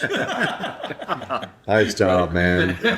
So, do we want to talk about something else, or do we want to move on? I mean, yeah. Well, I think we should start another topic, and then maybe we'll stop halfway What through. would you like to talk Start a about? topic. Let me start this one. Yeah, we'll start this off. All right, so I thought, artificial intelligence might be good to talk about. Absolutely. What are your thoughts here on this, Todd? I watched all the Terminator movies. Okay. Yeah. So you feel like that's... I'm not saying I'm against it, because I've found some things that I've used some of the artificial intelligence stuff for that are kind of interesting. Okay. But I also think move forward with caution probably is a good thing. I think that's a good idea. Joe, what do you think? You use it every day. Yeah, in a couple of different ways. But, it's really interesting. I wrote something for our company a couple of years ago about artificial intelligence and my thoughts on it. And I'm really apprehensive, right? I think it could be the best thing that ever happened. It could be utopia, or it could be the demise of us as, a human race. Very scary to think. And you're already seeing things. Brad and we had chuckled the other day at a video that you sent me. Maybe you talk a little bit about it, about the two artificial, I don't know what you would call them, right? They were just this guy had, basically, I'll put a link to the video down in the description here, but he had AI running on two phones, and he made them date. Really? So they go on a date and they have sex and all that stuff. Oh wow! Just like they talk to each other the whole time, and they like build a garden together. And then The Sims. Yeah, and then in the next video, he told them that he wanted them to invent a new language that they could communicate more efficiently in, and they started making sounds instead of talking, and they were making clicks and pops and stuff to talk to each other. It's insane. I'm gonna have to watch the video then. Yeah. That sounds. Where's the right here, the sticky thing? Was it this one? Yeah, that's yours. All right, so we got to talk about this one, right? Yeah, it looks. Yeah, which one is this? Yeah, that was that was Connie. Okay. Looks like a rat or something. I'm not sure what it is. Looks like Splinter almost. Oh, it is a rat. I think it's a rat. Yeah, but good sour though. So good. Yeah. I think the blueberry still has a good flavor. Mm-hmm. It's not that the acidicness isn't overpowering yet on that. So you guys, I know you do a lot of day trading, right? So tell us a little bit about your current theories about doing day trading in this market when we just had two of the biggest days in the stock market. Yeah, all time. 2 great days. Sadly, I've been so busy with work that it's hard to find time to dabble in it. And I'm always a little bit nervous, especially right around the time that, the election's happening. So I kind of pull back a little bit because everything's a little volatile. But one of the things that's really interesting now is that all these videos that I watch, there is no doubt in my mind that we are not competing against one another for day trading. Against people that are just like-minded or, establishments that might do this on a grander scale. We're competing against AI, which is really funny because I think that when you look at this AI is taking things into consideration that we would never, right? Emotional parts of it that we don't really deal with. And I have to be very careful because I truly think that they probably can do things or understand things that can drive you to make decisions about your stock that isn't beneficial for you.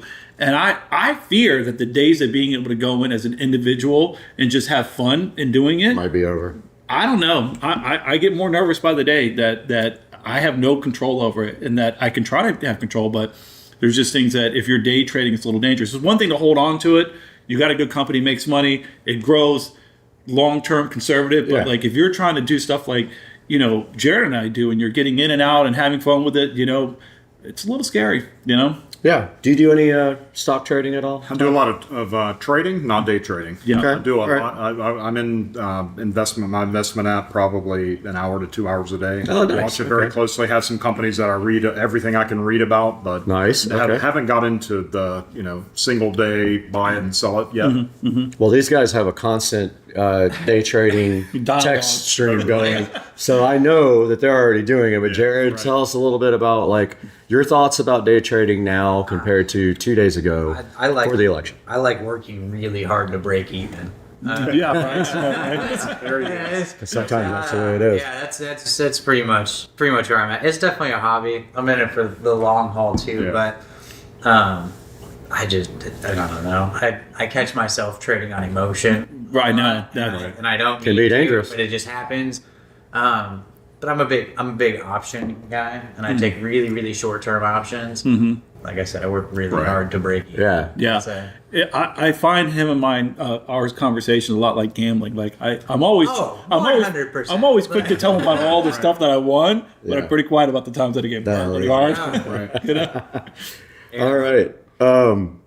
Guys, we have one more left. One more. This is the last one in the pack, although the first 2 or 3 maybe didn't get on video. We hope we got a good backup copy over here, though. Okay. It may be pronounced Mo or Moo. I'm not really sure, but it's M-O-O. So I think it's Moo. What is it? It's a gorilla. It's a gorilla. Huh. Yeah. Okay, and this is a strawberry. You guys go first. Todd, you go first. This is the messy one. Yep. This is strawberry, and this is probably going to be amazing. Is anybody else to the point where their mouth is salivating before they even get to it? And excitement to eat it? Yeah. I don't know if that's the term. There's an emotion, but I don't think that's it. I think they're amazing.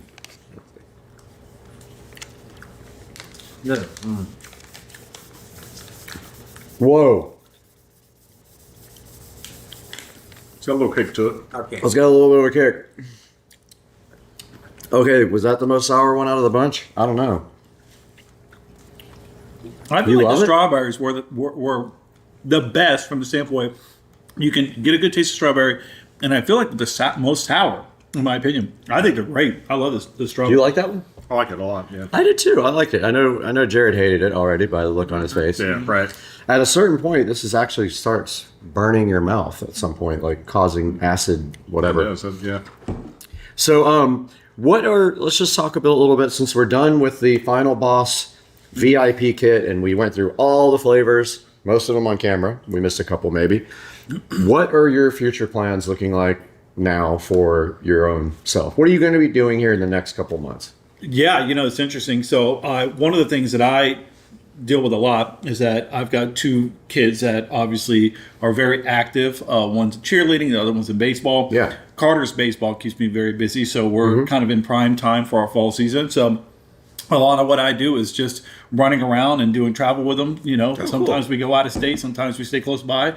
But it's a lot of baseball is what I deal with right now. And I love it. I was very athletic when I was a kid. I didn't wasn't, in a position financially, my parents to allow me to play a lot of sports. So I live vicariously through my son, and it's a lot of fun to watch him grow up, But now it's costing me all the money because I have to pay for everything, right? Yeah, it's expensive. Yeah. Jared, what are you going to be doing here for the next couple of months? Just the same thing you're doing now, or you have any plans? Any exciting plans? You just went on vacation, though, so. Yeah. So it's Christmas, big. Yeah, true. You're going to have to be. Not a big family, but a close family. Right, yeah, absolutely. Hanging out around the house. No, it sounds good.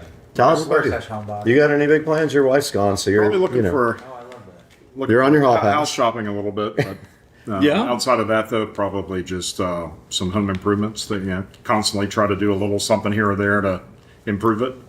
That's awesome, man. Well, we're going to be doing some projects, and hopefully you're going to be around for them, and we can get you involved. And we kind of want to do this on a regular basis, and we want to find other people that want to sponsor us. And Final Boss sour gummy candies was, in my opinion, amazing. I'll put a link in the description to these for you guys. These are getting donated to the kids now, so the kids are going to get to try them, and they'll let us know later on what they thought about it. Absolutely. Yeah.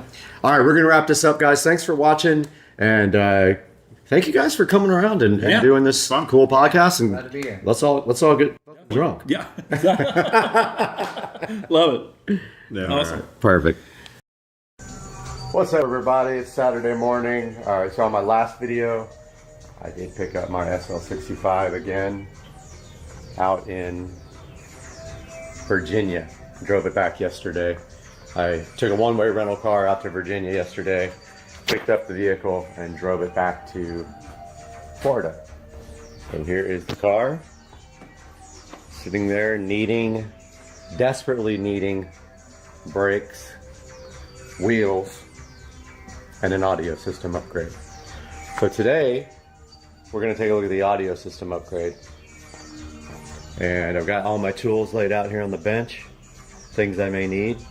One or two things I'm really worried about is running the GPS antenna, running the microphone, and also a constant 12-volt power source. I have no clue where I'm going to get that. I'm hoping I can take the factory radio off and just use my voltage tester and find constant 12 volts on the back of the radio, but I don't know if that's going to happen. So I may have to get the fuse box. I'm not sure. Radio is right here. It's my Joying Android head unit. Got all the accessories here. I've got the Scosche dash install kit. I've got the antenna adapter. I've got the Mercedes Most fiber optic adapter. The Mercedes system is fiber optic from the head unit to the amplifier. You can either replace the amplifier with an aftermarket amp, which I'm going to do later, or this system plugs into the fiber optics right there. Right there. And the other end has RCA cables, and you connect this to yellow to constant battery power. That's my one problem here that I'm worried about, is finding constant 12 volt on the car. So I don't know if it's behind the radio. The cigarette lighter is accessory power on, which that was another thing I was worried about finding, but apparently I can get it there because I tested that yesterday.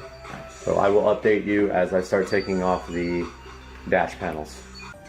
The first thing you're going to want to do is get yourself some of these dash kit tools. These are essential for not breaking the clips. See how they have claws on the end? You're going to need these for anything you do here in the any vehicle for doing audio work. So in the SL series car, that's pretty much all the cars. The procedure is going to be the same thing. First, you want to put the seats all the way back and all the way down. So as far back and as down as they will go. It'll make it easier to get the side panels off. I thought I had the seat as far back as it would go, but apparently it will go back further. No, it won't. Okay. And it's down all the way. Okay. So once the seats are back and down, you want to open these cup holders up and take off the front covers. Those are the covers right there.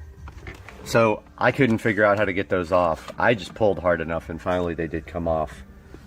Then push the cup holders back in. Next step coming now. Next, take your plastic tool, pop it in there, and pull these side panels off. This is why you need this. You don't want to mark up your $200,000 interior. Pop both sides of these off. So while you're doing this, some things to remember. Have a good place to lay out your car factory pieces so you don't mess them up. These are very, very expensive pieces. If you break these little trim pieces, you don't want to know what it's going to cost you to buy replacement ones. If you like paying the Mercedes tax though, be my guest. So online it says that you're going to need a T25. I was missing mine, so I used the next smallest. But if you look under here, there's 3 screws supposedly, but they're not these big ones, but right next to them. I already took this one out.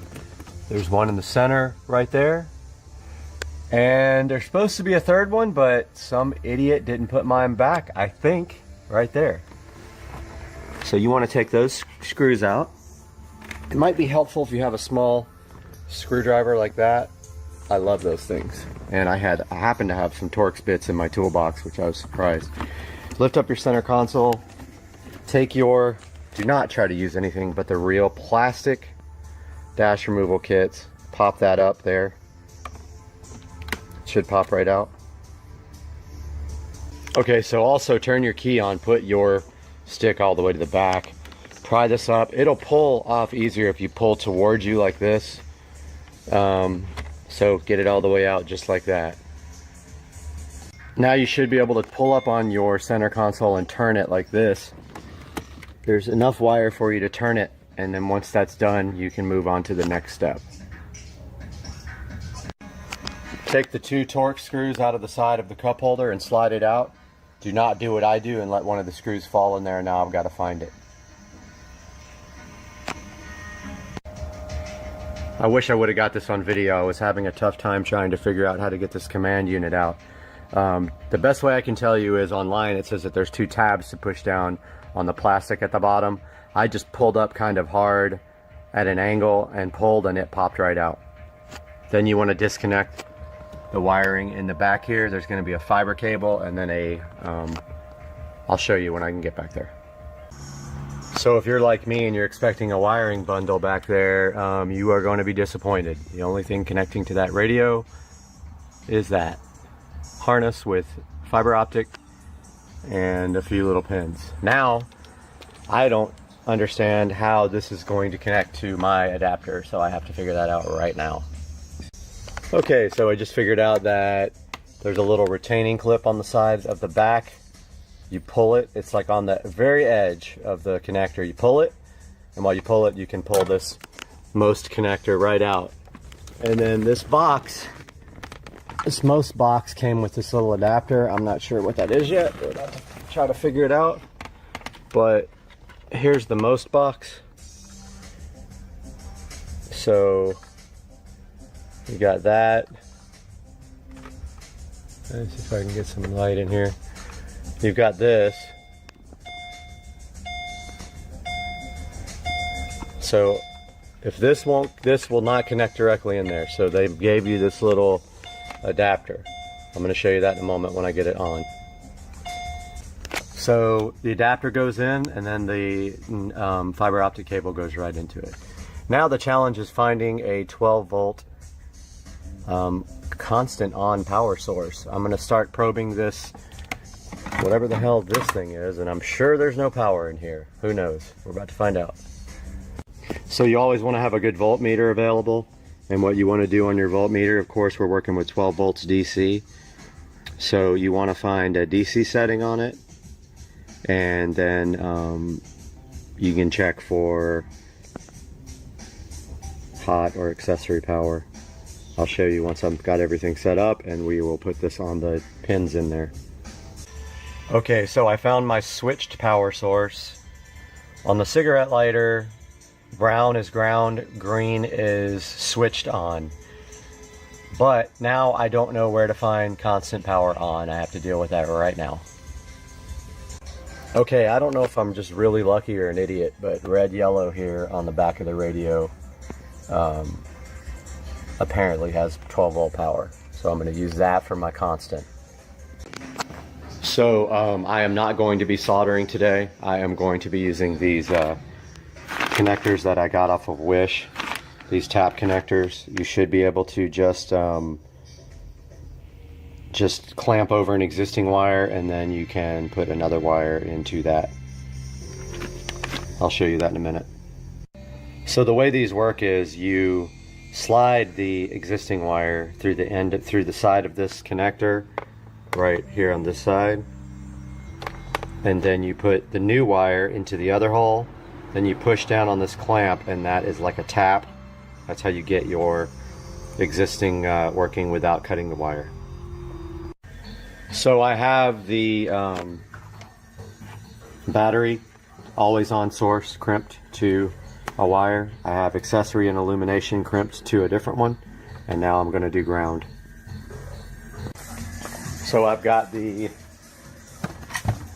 tap adapter on the wire already on the ground. I'm going to go ahead and attach the wiring harness now. Okay, I just tested all my wires. Everything seems to be working properly. Now the big surprise here is that I thought on the back of the radio there was an antenna adapter. And guess what? There is no antenna adapter. I don't listen to the radio, so screw it. So I turned the key on and the radio did power on. Everything appears to be working. Now I have to plug in the most adapter and see if that actually works. So this is awesome. I got my dash complete. I got the, So this is awesome. I got everything installed, and of course, one channel of this converter box does not work. I've double checked 100 times. Only the left side is working. So this is great. I have to reassemble my dash, wait for another one of these to come in, unassemble my dash again, and then figure out what to do. Amazing. So I couldn't for the life of me get any of the stupid tabs in here to attach. So I saw these screw holes on the sides, and I'm like, Then I remembered I have this handy Geek flexible drill bit, which is amazing. I didn't think I would ever use this, but dude, it's so good for getting inside here and bending. That was awesome. Now I gotta try to adjust the side tabs so that the radio fits in properly. See ya. The home button is doing ridiculous things. You press it once, it goes to every single audio source. It will not go home. It goes to then the storage, then the radio, then home.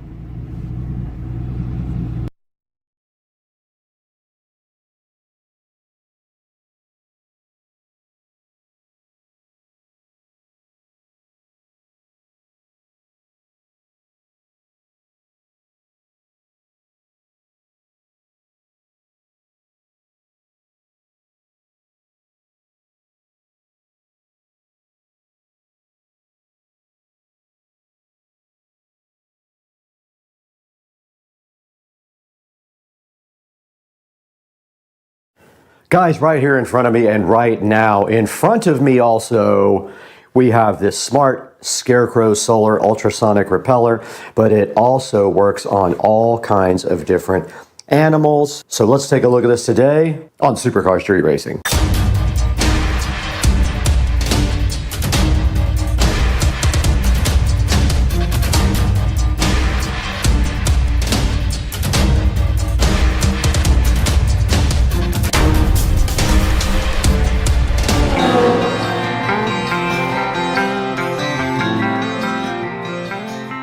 In front of me today with a plethora of other products that are awaiting our look is this smart Scarecrow solar ultrasonic repeller. And we're going to be looking at that today. And as you can see on the front of the box, it does indicate that it does repel a bunch of different types of animals. Now, this solar repeller was graciously provided by the manufacturer for us to take a look at and unbox and test and give an update later. Okay, the battery did die on the microphone, but that's not going to stop us from checking out this solar pest repeller.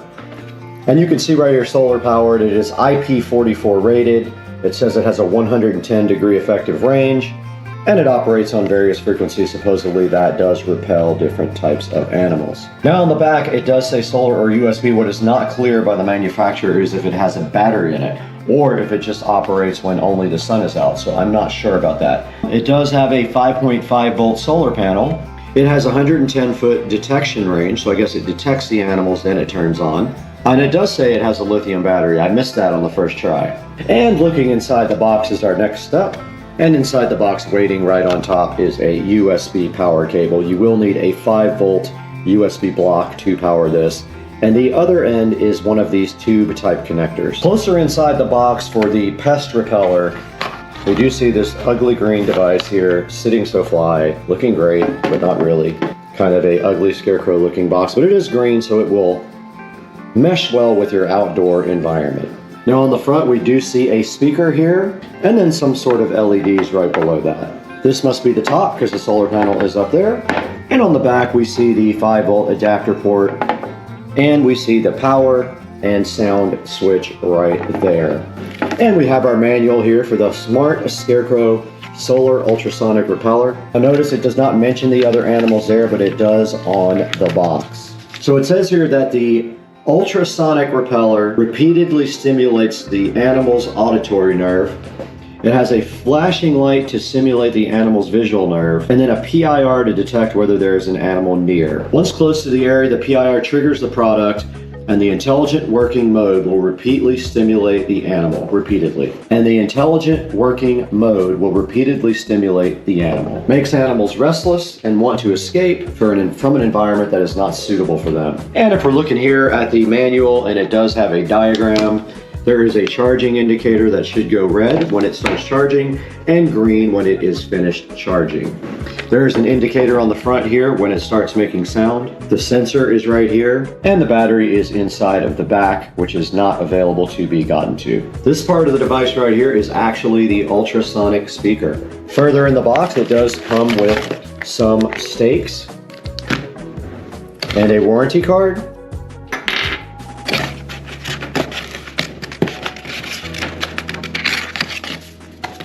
Here's the warranty card. And basically you just turn the on-off button on for 1 second to switch it on, and it enters a self-test mode. The horn's going to be 3 times, the 3 LED lights in the front and the red light on the right side will light on in turn. And after 5 seconds, this device will go into a standby mode. When it is in standby mode, if any animals come close to this, it's supposed to detect them and trigger the product automatically. Now when this is triggered, it will run for 7 seconds, and the ultrasound and light will work for 13 seconds, and then all 3 things will work for another 5 seconds. So the entire process to scare the animal off is a 25-second process from the pest repeller. Now there is also a silent version where there is no alarm, so you can choose whether you want this to make noise when it detects a pest, or whether you want it to be silent and work ultrasonically as well. Now to operate this, you simply press the on-off button and the alarm sound can be turned on-off. Now we do need to go ahead and get this thing charged, so let's get it on a USB now. Alright, do not lose this cable. It is proprietary. It has this different tube type charge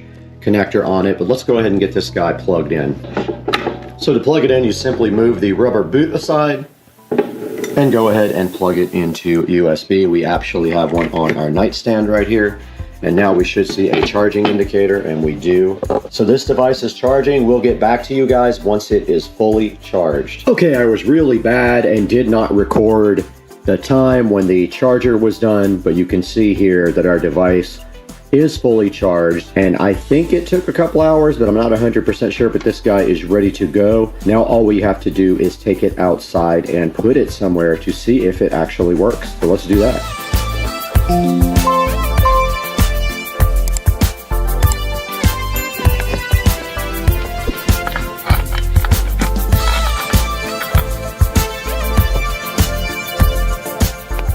This thing really does look funny. It looks like a monster. 2 eyes, a nose, and a mouth right here. Okay, we do have the device plugged in now, and it is still red. It was charged completely, but I just plugged it into the USB here, and I'm gonna go ahead and fire it up. And it says if you press it short, it will beep. Okay. That is expected behavior. It is lit up and it beeped 3 times, meaning it is ready to rock. We're gonna do Oh, I actually heard that. That was interesting. I heard the actual high-pitched tone. It must have detected me. There's the light. So this is what it looks like when it is active, and I don't know if you guys will even be able to hear that, but it is putting off a high-pitched tone when it detects me. So it does see me. Let's see what happens when I walk with. Yep, there it goes. What a crazy device. I love this thing. Oh, there's the blue lights. So is this thing going to go off every time a person comes by it? There's the high-pitched tone. Does work, I hear it. Wow, interesting device. All right, we do have the ultrasonic repeller going crazy back here. And it is going nuts and making sounds and doing everything that it's supposed to be doing. And I have no doubt if there's a rat or a mouse that comes near this, or a squirrel, it's definitely going to drive it away, because it's killing my ears as well. Now let's take it into the, there it goes again. Let's take it into the 4K production studio with Brad and take a look at this online. Hey guys, and welcome back to the 4K production studio. I'm Brad, and it's a beautiful cold day outside at Supercar Street Racing here in the studios, where we bring you high quality videos and audios every day. And today we have this weird ultrasonic solar animal repeller. Now, the manufacturer was so kind enough to send me a copy of this repeller, and this thing does repel more than one type of animal. It can do cats, dogs, skunks, squirrels, deer, it says. And right in front of me here in the picture, we can see the different types of animals that it does repel. And you see cats and dogs here. You see raccoons, you see foxes, squirrels, looks like a pig or a boar, and I'm sure a bunch of other types of animals. Now, right here kind of shows you what is on the actual device, and it does have a solar panel, an LED flashing light, a PIR sensor, which is a motion sensor, and a variable ultrasonic frequency speaker. And it is also waterproof. Right here, you got to take a look at the amazing English. Protect your effort at proper placement. Rodents never come nearly. So funny. You see a squirrel there eating corn because they don't have an ultrasonic pest repeller on the property. Now here is a close-up look at the front with a diagram of everything. It does have a red LED when it's charging, and it turns blue when it is fully charged. It's got a low power indicator flashing light. It's got the PIR sensor. It's got 3 1-watt LEDs and the ultrasonic speaker. And it does have a 5-volt charging port that will charge with any USB 5-volt adapter. It's got a solar panel, and it's got hooks to hang on the fence and a power button right on the back. Now right here, it shows that somebody did wall mount it with the 2 hooks. And it also shows it here going right into the ground with the stakes, and you could technically take your power cable and run it underground if you wanted to. Right here, it just shows you the 3 easy steps for putting the stakes in. You just put the stakes together and then push the stakes up to the bottom of the device. And right here, it shows you the different places you could use your device. You could put it in the garden, you could put it in the yard, in your orchard, or in your kale yard, whatever the kale yard means. I guess that's where you grow kale. And now back on the front page here, you do see that it has 4.6 stars, and if we break that down, it's got 5 stars at 62%, and then it's got 4 stars at 38%, and that gives it a grand total of 4.6. Now below that, it says that it has humane animal deterrence. It says it's got a triple technology blend. It says it's got 2 working modes for effectiveness, versatile power options, because you have 3 different ways to get that thing powered up. And then finally, it is IPS65 waterproof rated. The question is, who rated it? We never know that. Now, right in front of me, guys, you do see the Supercar Street Racing YouTube channel, and I wanted to talk to you guys for a minute about supporting the channel. When you guys buy something, if you click through a link in the description, it helps me out greatly. We get a few dollars from everything you click in the description. And also, you don't have to buy the product in the description. You can buy anything you want from Amazon, and we get help with just a few dollars here and there. Now do me another favor also, and click the like and subscribe button and click that bell icon. We want you guys to be aware when we put out a video. We try to do videos every day. We can't always do that, but we try to put out a video every day. So I want you guys to be aware when that happens. And we really appreciate your support and your love on Supercar Street Racing. But we got to go. We got 1 million squirrels in the backyard we have to get rid of.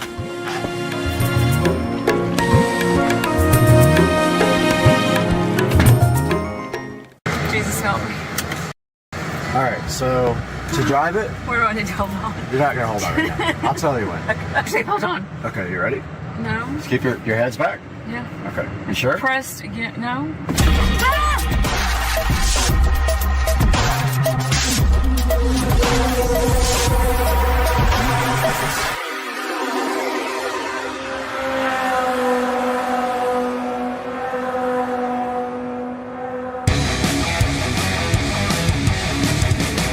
Leave it recording. I'll edit it down. Jesus help me.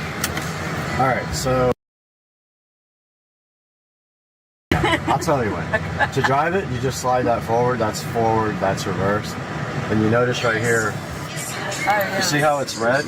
So it's showing you that there's something. Oh, on the side. Proximity. Yeah. Good. Don't even proximity. And if we go here, so we have, you know, if you use the, 360. Yeah. And now everything after this, literally everything in the car is controlled with the touchscreen. Wow. And these controls here. So I have like cruise control and all that here, but now it sees the road. And you just go slow out of here because the car's a little low now. It's got an automatic. It's automatically connected to the garage door, so it should close automatically. Let's see if it does.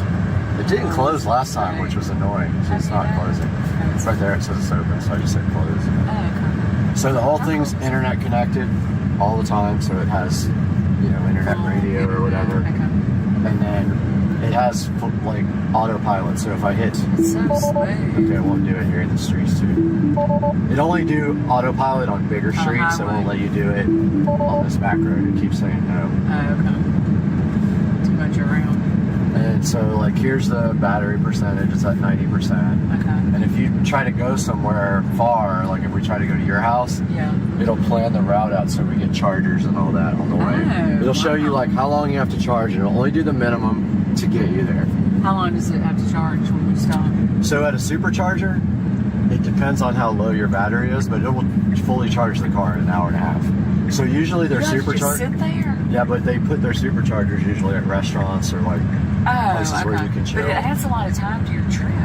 Totally, it completely does. So you plan your trip around. Do you have to pay for the charging? So yes, you do. Some people got free supercharging when they bought their cars. I don't have that, but I don't travel, so it doesn't really matter. I charge it at home, and I charge it off peak, so I charge it at night. Okay. So I charge from 10 p.m. to 6 a.m. usually because it's cheaper, and it costs about $9 to charge the car. Okay, so there's no gas in this car. There's no motor. There's no engine. It's just all batteries. So all I batteries. gotta see up underneath. Tesla doesn't make a car with a gasoline engine. I've got to see under the hood just to see. It's a frunk. There's nothing in it. You know, he just took over #1 spot in the world again, as richest man. How do you do that? I mean, again. He just bought Twitter for like 52 billion and went down. Right. How do you do that? I don't get it. I have no idea. Oh my god. I mean, so that's regen, so I'm not on the brake. So you see how it wanted to stop itself? And it wasn't jerky. No, it kind of just smoothly, and it applies the brake lights when it does that, so people behind you know. Look how, I didn't even notice the steering wheel. Oh my god. Yeah, it's like an airplane. It is, exactly. When you said a yoke, I was like an airplane. Okay, I may have to drive it. So yeah, you can definitely drive it. Just real slow. But you can drive it in chill mode where it doesn't have like all the power and all. That's stopping. Wow. Okay, so do you have a brake down there? Is everything? I do, but you don't have to use it. You get used to that when you drive it. You just don't use the brake unless you really have to. But like, it has settings for acceleration right here, so you can go from like chill or sport or plaid. Plaid is like the good one. Put your seatbelt on. Okay, you ready? No. Just keep your heads back. Yeah. Okay. You sure? Pressed again. No. Ah! Oh, fuck. Oh. Don't curse. I can't put that on. I gotta bleep that. Oh. You can just put some asterisks in there. Oh. It felt like we were fixing to come off the ground. I think we did a little bit. I think we literally came. Oh, fuck. Oh, fuck. We can do it again. Oh, God. One more? No. Okay, you get your head back? You'll get whiplash.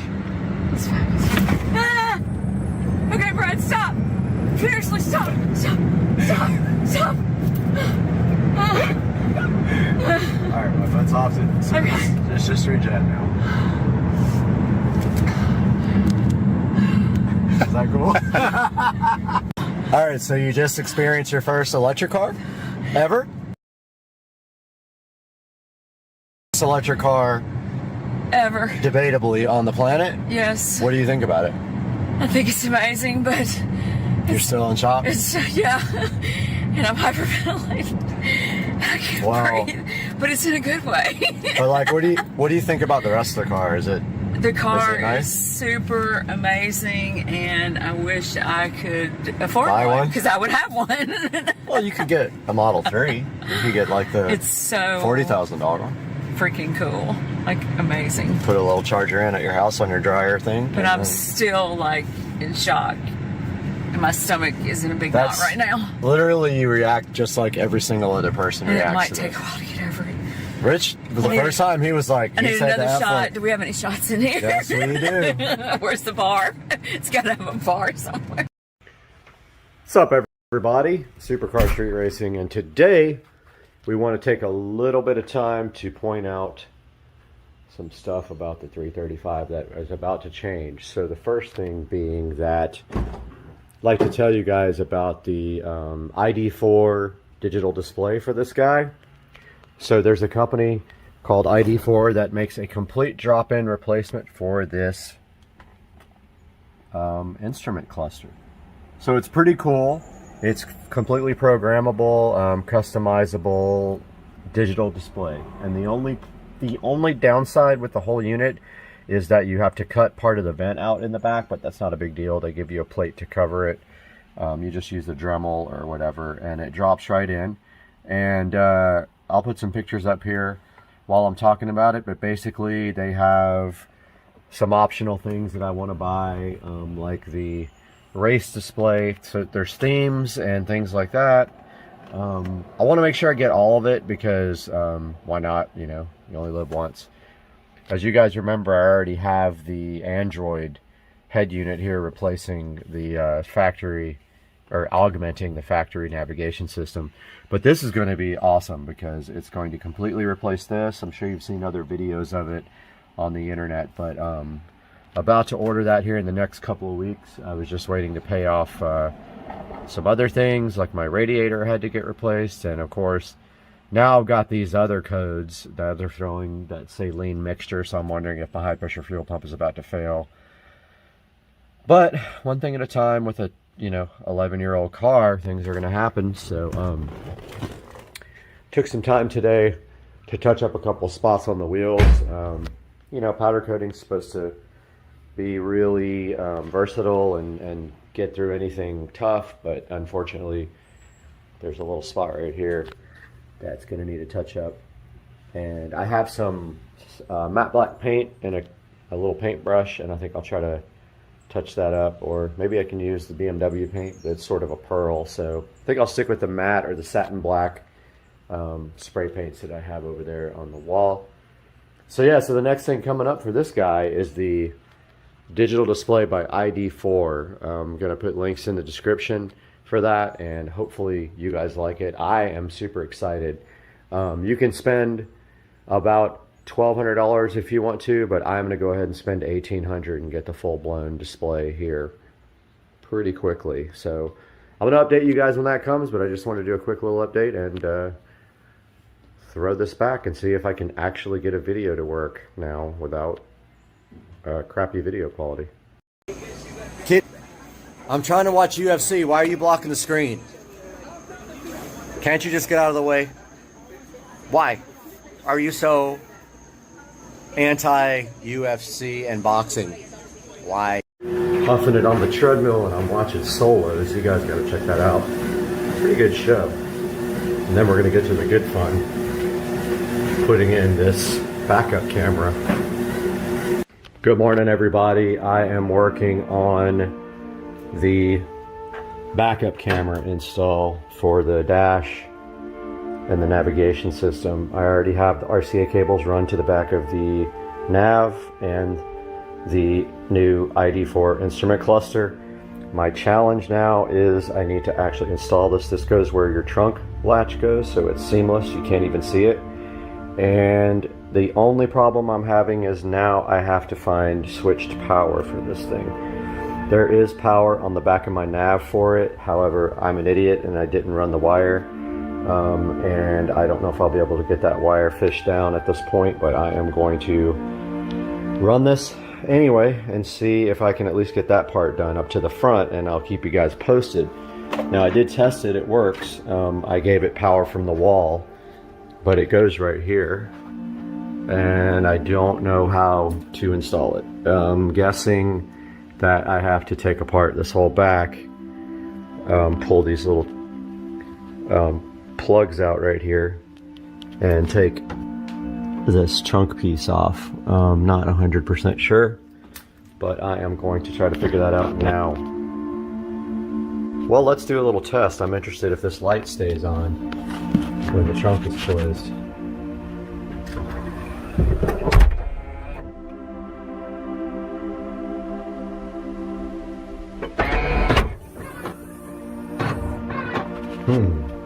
This probably isn't a good test, just because it probably turns off after you start the car after a little while, unfortunately. Alright, went back and watched the video. That light definitely turns off, unfortunately, when the trunk is closed. The battery's under here. Really wouldn't do me any good without some way to relay that on. Doubt this camera uses much power, but still, I don't want it to be on all the time. Or I could just run battery power. So my best option, easiest, is probably the cigarette lighter. To maybe put a little Y adapter on it and run a wire from that, or just actually open up the cigarette lighter in the center console and tap off the back of that. But first things first, I mean, man, why isn't there switched power back here? I heard some of the cars have like a accessory outlet in the back somewhere, which is very cool. This car probably doesn't, so I'm gonna get to work trying to get this camera installed first. Okay guys, I'm consciously trying to keep the camera a little bit more steady in this video because I noticed last time it was annoying. I did get my camera bundle wire done here. So what we've got is the camera output is an RCA cable. This is inside this loom. Also the input for power is inside the loom. And then that runs to the cable that's going to go all the way to the front. On the other side of this cable here that goes to the front of the car, there's the power wire and also the RCA cable that plugs into the head unit and to into the digital dash. You can see it right here. The other end looks like this. So this will get power. We'll go ahead and bite the bullet and get it off the navigation system like I was supposed to in the first place. There's a power wire with the video cable there, so it's switched power. So I'm gonna go ahead and try to get this wire run without disassembling the trunk, but if I can't, I'm going to take the trunk apart. Went ahead and got the first piece off here. Might be able to get the wire through there without taking apart the rest. I'm not 100% sure. I'm going to try it. I can maybe fish it through, and then it needs to come down, go down this shock, just like the loom does over there, where I can zip tie it, leave some slack for it to raise up. So I'm gonna see if I can get in there right now. I turned the light on kind of see if you can get in there or not, but boy would it be great if there was some power in there. That would be amazing. I'm gonna check it out. Well, the good news is I was able to fish the hanger through to here, so I'm gonna go ahead and pull my wires through, and then hopefully I can get them down through this part without disassembling the whole trunk. Or I might just, yeah, I can just come out right here, you'll barely see it, and then come down the shock tower here. I'm gonna go ahead and do that now and get my wire fish through. So what I'm gonna do is tape it to the end of this with electrical tape, and then just pull everything right through. All right, got my wire taped on the end of this. Trying to be careful not to scratch my paint up at all, because this is a metal hanger. So I'm gonna go ahead and pull this through. I'm gonna use two hands, I'll be right back. All right, I got my wire pulled all the way through. There's plenty of extra. This is the old trunk latch. I'm gonna go ahead and disconnect that, connect the new one, and make sure that the camera works now before I pull this cable all the way to the front of the car. So I'm gonna do that now. All right, so I got the wire kind of rigged up to the battery. Something goes on with the nav screen, with the cluster where the picture rolls. I'm not quite sure what's causing that, but it stopped a little while ago. But it looks fine on my Android head unit. So I don't know what the deal is with that. I emailed the company about it, and I think that if you initialize the cluster with the camera plugged in, it doesn't do that, but I'm going to test it in a minute. So the wire does work. Now all we got to do is get that pulled to the front. I'm going to now route this wire down to the shock absorber here. Come down from there. I got to make sure I'm not in the way of the convertible top at all. So I'm not quite sure how I'm going to get that wire through. I still got to investigate all that. I want to run it down, down through the trim right here and everything. So I'm going to work on that now. All right, so I'm going to run the wire. Actually ran it underneath the gray carpet insert here. I'm going to run it behind the shock here. Notice over here the loom, they leave like some extra slack for that to open. See how that goes? Just like that. I'm going to do the same thing right here and button this gray piece back on real quick. Okay, forgot to show you guys the camera installed. There it is. You can barely tell it's in there. And it's a switch also, so it opens the trunk. Got the plastic piece back installed right here. Now I'm going to work on zip tying this down the trunk shock absorber. And let's see how I'm going to get it into the cabin. There's an easy way right there, but this whole compartment comes off, but I'm hoping I can fish it in there somewhere. I just don't know where yet. Alright, so literally learn something new about your car every day. I had no earthly idea that this came down and that this bag or something is in there. I don't know what that is. Something to do with a seat belt or something. It's so crazy. But I'm gonna see now if I can get through behind here, which I probably can. Like want to get it like down in between the seat right here, under the bolster, through there. So I'm gonna see right now what I can do with this. I've never seen this back here. It's so funny that I've had this car for the whole time and never noticed. All right, guys, a little update here. So I got the wire fished down here. I think I'm going to somehow tie it or maybe tuck it in right there again, because there's some stuff back here that moves and I don't want that wire getting caught right there. I fished it down through the floor there around the corner, and now I'm going to drill a hole right in the corner of that whatever the heck this thing is for luggage, and then go right through there. So I'm going to do that now. So there wasn't a way to drill a hole through there, so I went ahead and just popped a little hole in that canvas and run the wire through there, and then I'm going to seal it up later with silicone sealer just to make sure there's no air coming through. But I got the wire. You'll just see the tiny bit of it right there, but I can tuck that in really nice. And now this thing should just close like that. That's all you see back here, and it's barely noticeable. And then if we come in here,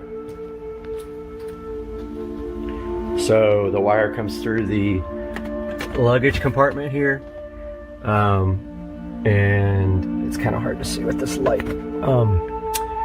I'm going to run it right down the corner of the seat and down through here to get to the front of the car.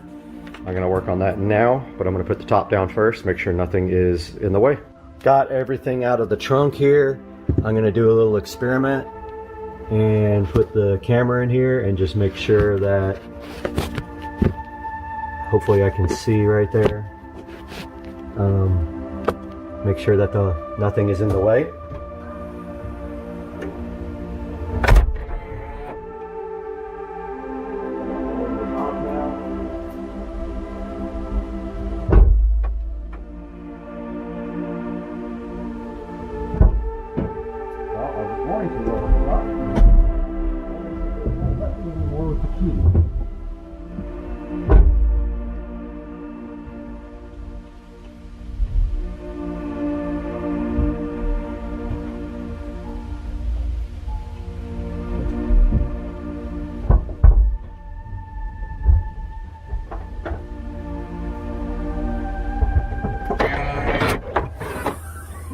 just remembered you can't lower the top without the partition.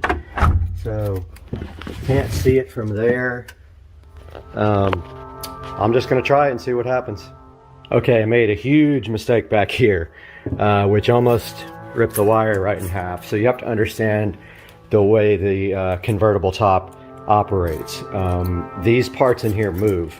I had this tied to a spot that had to move, and when I opened the top, I noticed it was stretching the wire, and I thought it had broken the wire, but I tested it and the wire's still good. So I rerouted the wire to a different area back here underneath that goes up and around here, and then back to this back hinge section right here. So it's going to go, hopefully, zip tie underneath this support bar. This all moves. This whole entire support bar moves. So I'm going to give you an example. Now, it's given me issues opening the trunk when the car with the remote control, and I don't know why. I haven't figured that out. But so first of all, you need slack for when this opens and closes. So then after that, let's see. You need slack there. See how that opens? And there's wire coming down. But you also want to make sure it doesn't get caught on anything. So I'm going to close the trunk.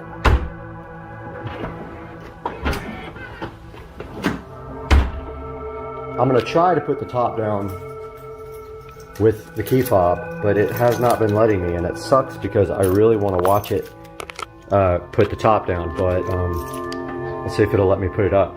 Okay, so it did roll the windows up. Let's try down. It's got a red light on, so I don't know what that means. So I'm just going to go a little bit here. Let's see, turn the power on. Okay, it works there. Now what happens now is the back flips up. Watch. As soon as that flips up, I need to go back and look. That's what was pulling on the wire last time. So what we need to do is in here, make sure there's enough slack. Aha, see, this has to open all the way, and that wire has to be tied to the back of the of that support bar. So let's open it a little bit more.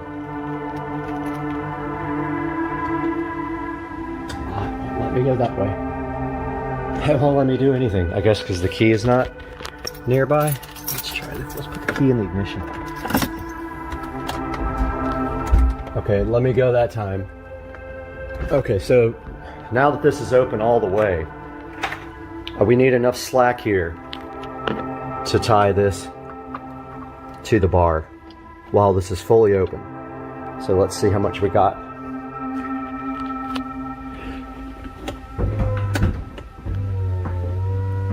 Okay, so that's as far as it opens.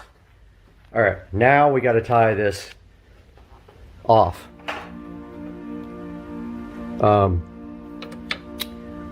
I got to figure this out because I don't know if it's going to get pinched when the thing closes. Not 100% sure.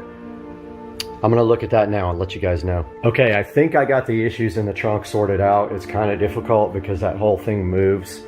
So it's really hard to get everything zip tied plus leave slack so that things can move and at the same time keep the wire from coming out or getting kinked. Now this is what's in the back. I had no idea this was back here.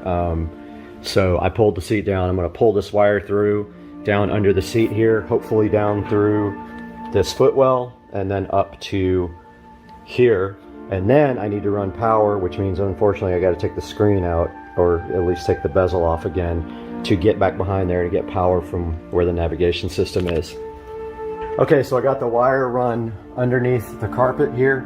So if you just pull off this little footwell piece, I ran it all the way under here, and then I ran it under this piece here that has the trunk switch on it. I pulled off the little duct work down there at the bottom. And so now the wire is actually where it needs to be. It's fished through. Now I have to take out the nav and make sure that there's power back there, and if there is, I have to run that up through the dash, which is going to be not fun at all. So I'm going to work on that now. All right, I got the nav pulled out. I verified with my voltmeter that there is power on this wire, and I don't think it's on full time. I hope not, because that's going to run the battery down. I believe this is switched power. It says, let's see, it's plus 12, so I don't know. Better be switched. I'm going to go ahead and try to get a wire run over here to the wire that I fished to power the camera now. Hopefully I don't have to take out the ID4 again, because it's a pain. Okay guys, so I pulled out the navigation system, I pulled out the digital dash, I ran the wire back behind the dash, I've got it here. This is the power wire for the camera. I'm going to go ahead and cut that right now and then crimp it to this. I need to order a barrel connector because that's all I got, and it's ghetto of course, but I'm going to go ahead and do that now, and I'll update you guys after. Alright, I got the wire spliced in. I'm going to go ahead and start the car now. Actually, just probably put it in on mode. See if the camera works.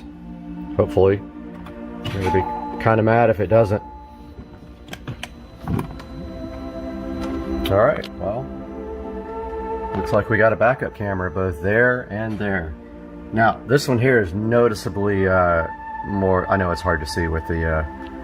with this camera, but this one's noticeably more clear, but doesn't have the backup lines. I haven't used them yet, and I don't really remember how to set up the navigation system, and I don't know what these things do here. So check this out guys, got the backup camera installed finally, something I've been wanting to do for a while.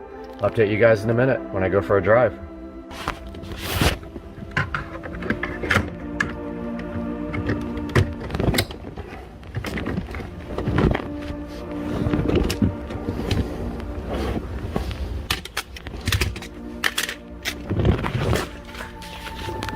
And we are back. Got everything buttoned up. I got the garage cleaned up.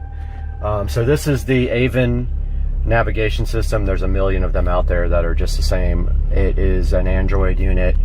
All I can say about these guys while we're talking about it is they never update them, so you can forget about getting a newer version of your operating system or whatever, unless you are good at customizing and installing you know, custom ROMs.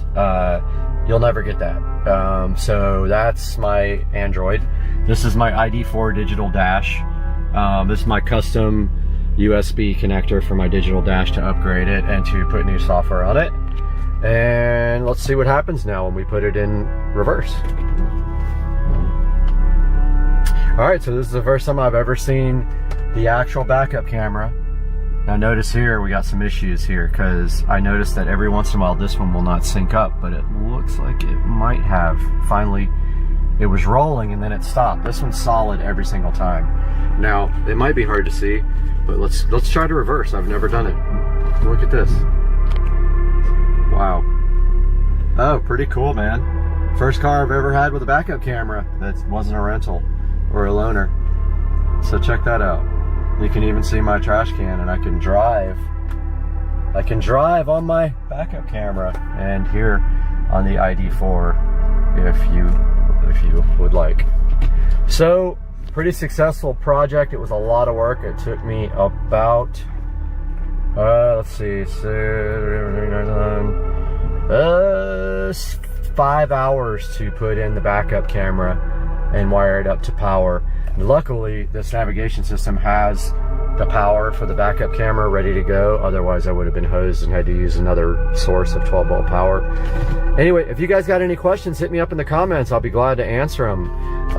Check the 2011 car out with the modern technology here. I know it came with you could get an optional backup camera, but not like this, man. Oh, heck yeah. Now, so this is a problem. This thing rolls. Yeah, and then it locks up. So I'm gonna talk to the ID4 guys about that, and I'll let you guys know what they say. Supercar Street Racing, have a great day, man. That new window peel set is so good in your life, and you love the new window peel sat. That peel sat feels so good on the new window when you peel it, and you get the satisfaction on the new window peel with the satisfaction. And that front LED smart mirror peel sat is so good in your life. That peel sat, that peel satisfaction is so good in your life. On the smart mirror with the peel sat on your life, making your life so good with the peel sat. Without breaking the mirror off the wall, hopefully, that peel sat will be in your life for a long time, and you will be enjoying the peel sat well after it's done, because you'll play this video 1 billion times so you can experience that peel sat again. The peel sat in your life is so good. All right, so I am out in the garden today, and there is a spy camera in my garden aimed at my neighbor's house here. Text my neighbor, he has no idea what it is. So it's about to get confiscated, but not until I cover the lens first. So I don't know if it does audio, but it probably just heard me. So I'm going to get it right now and cover it.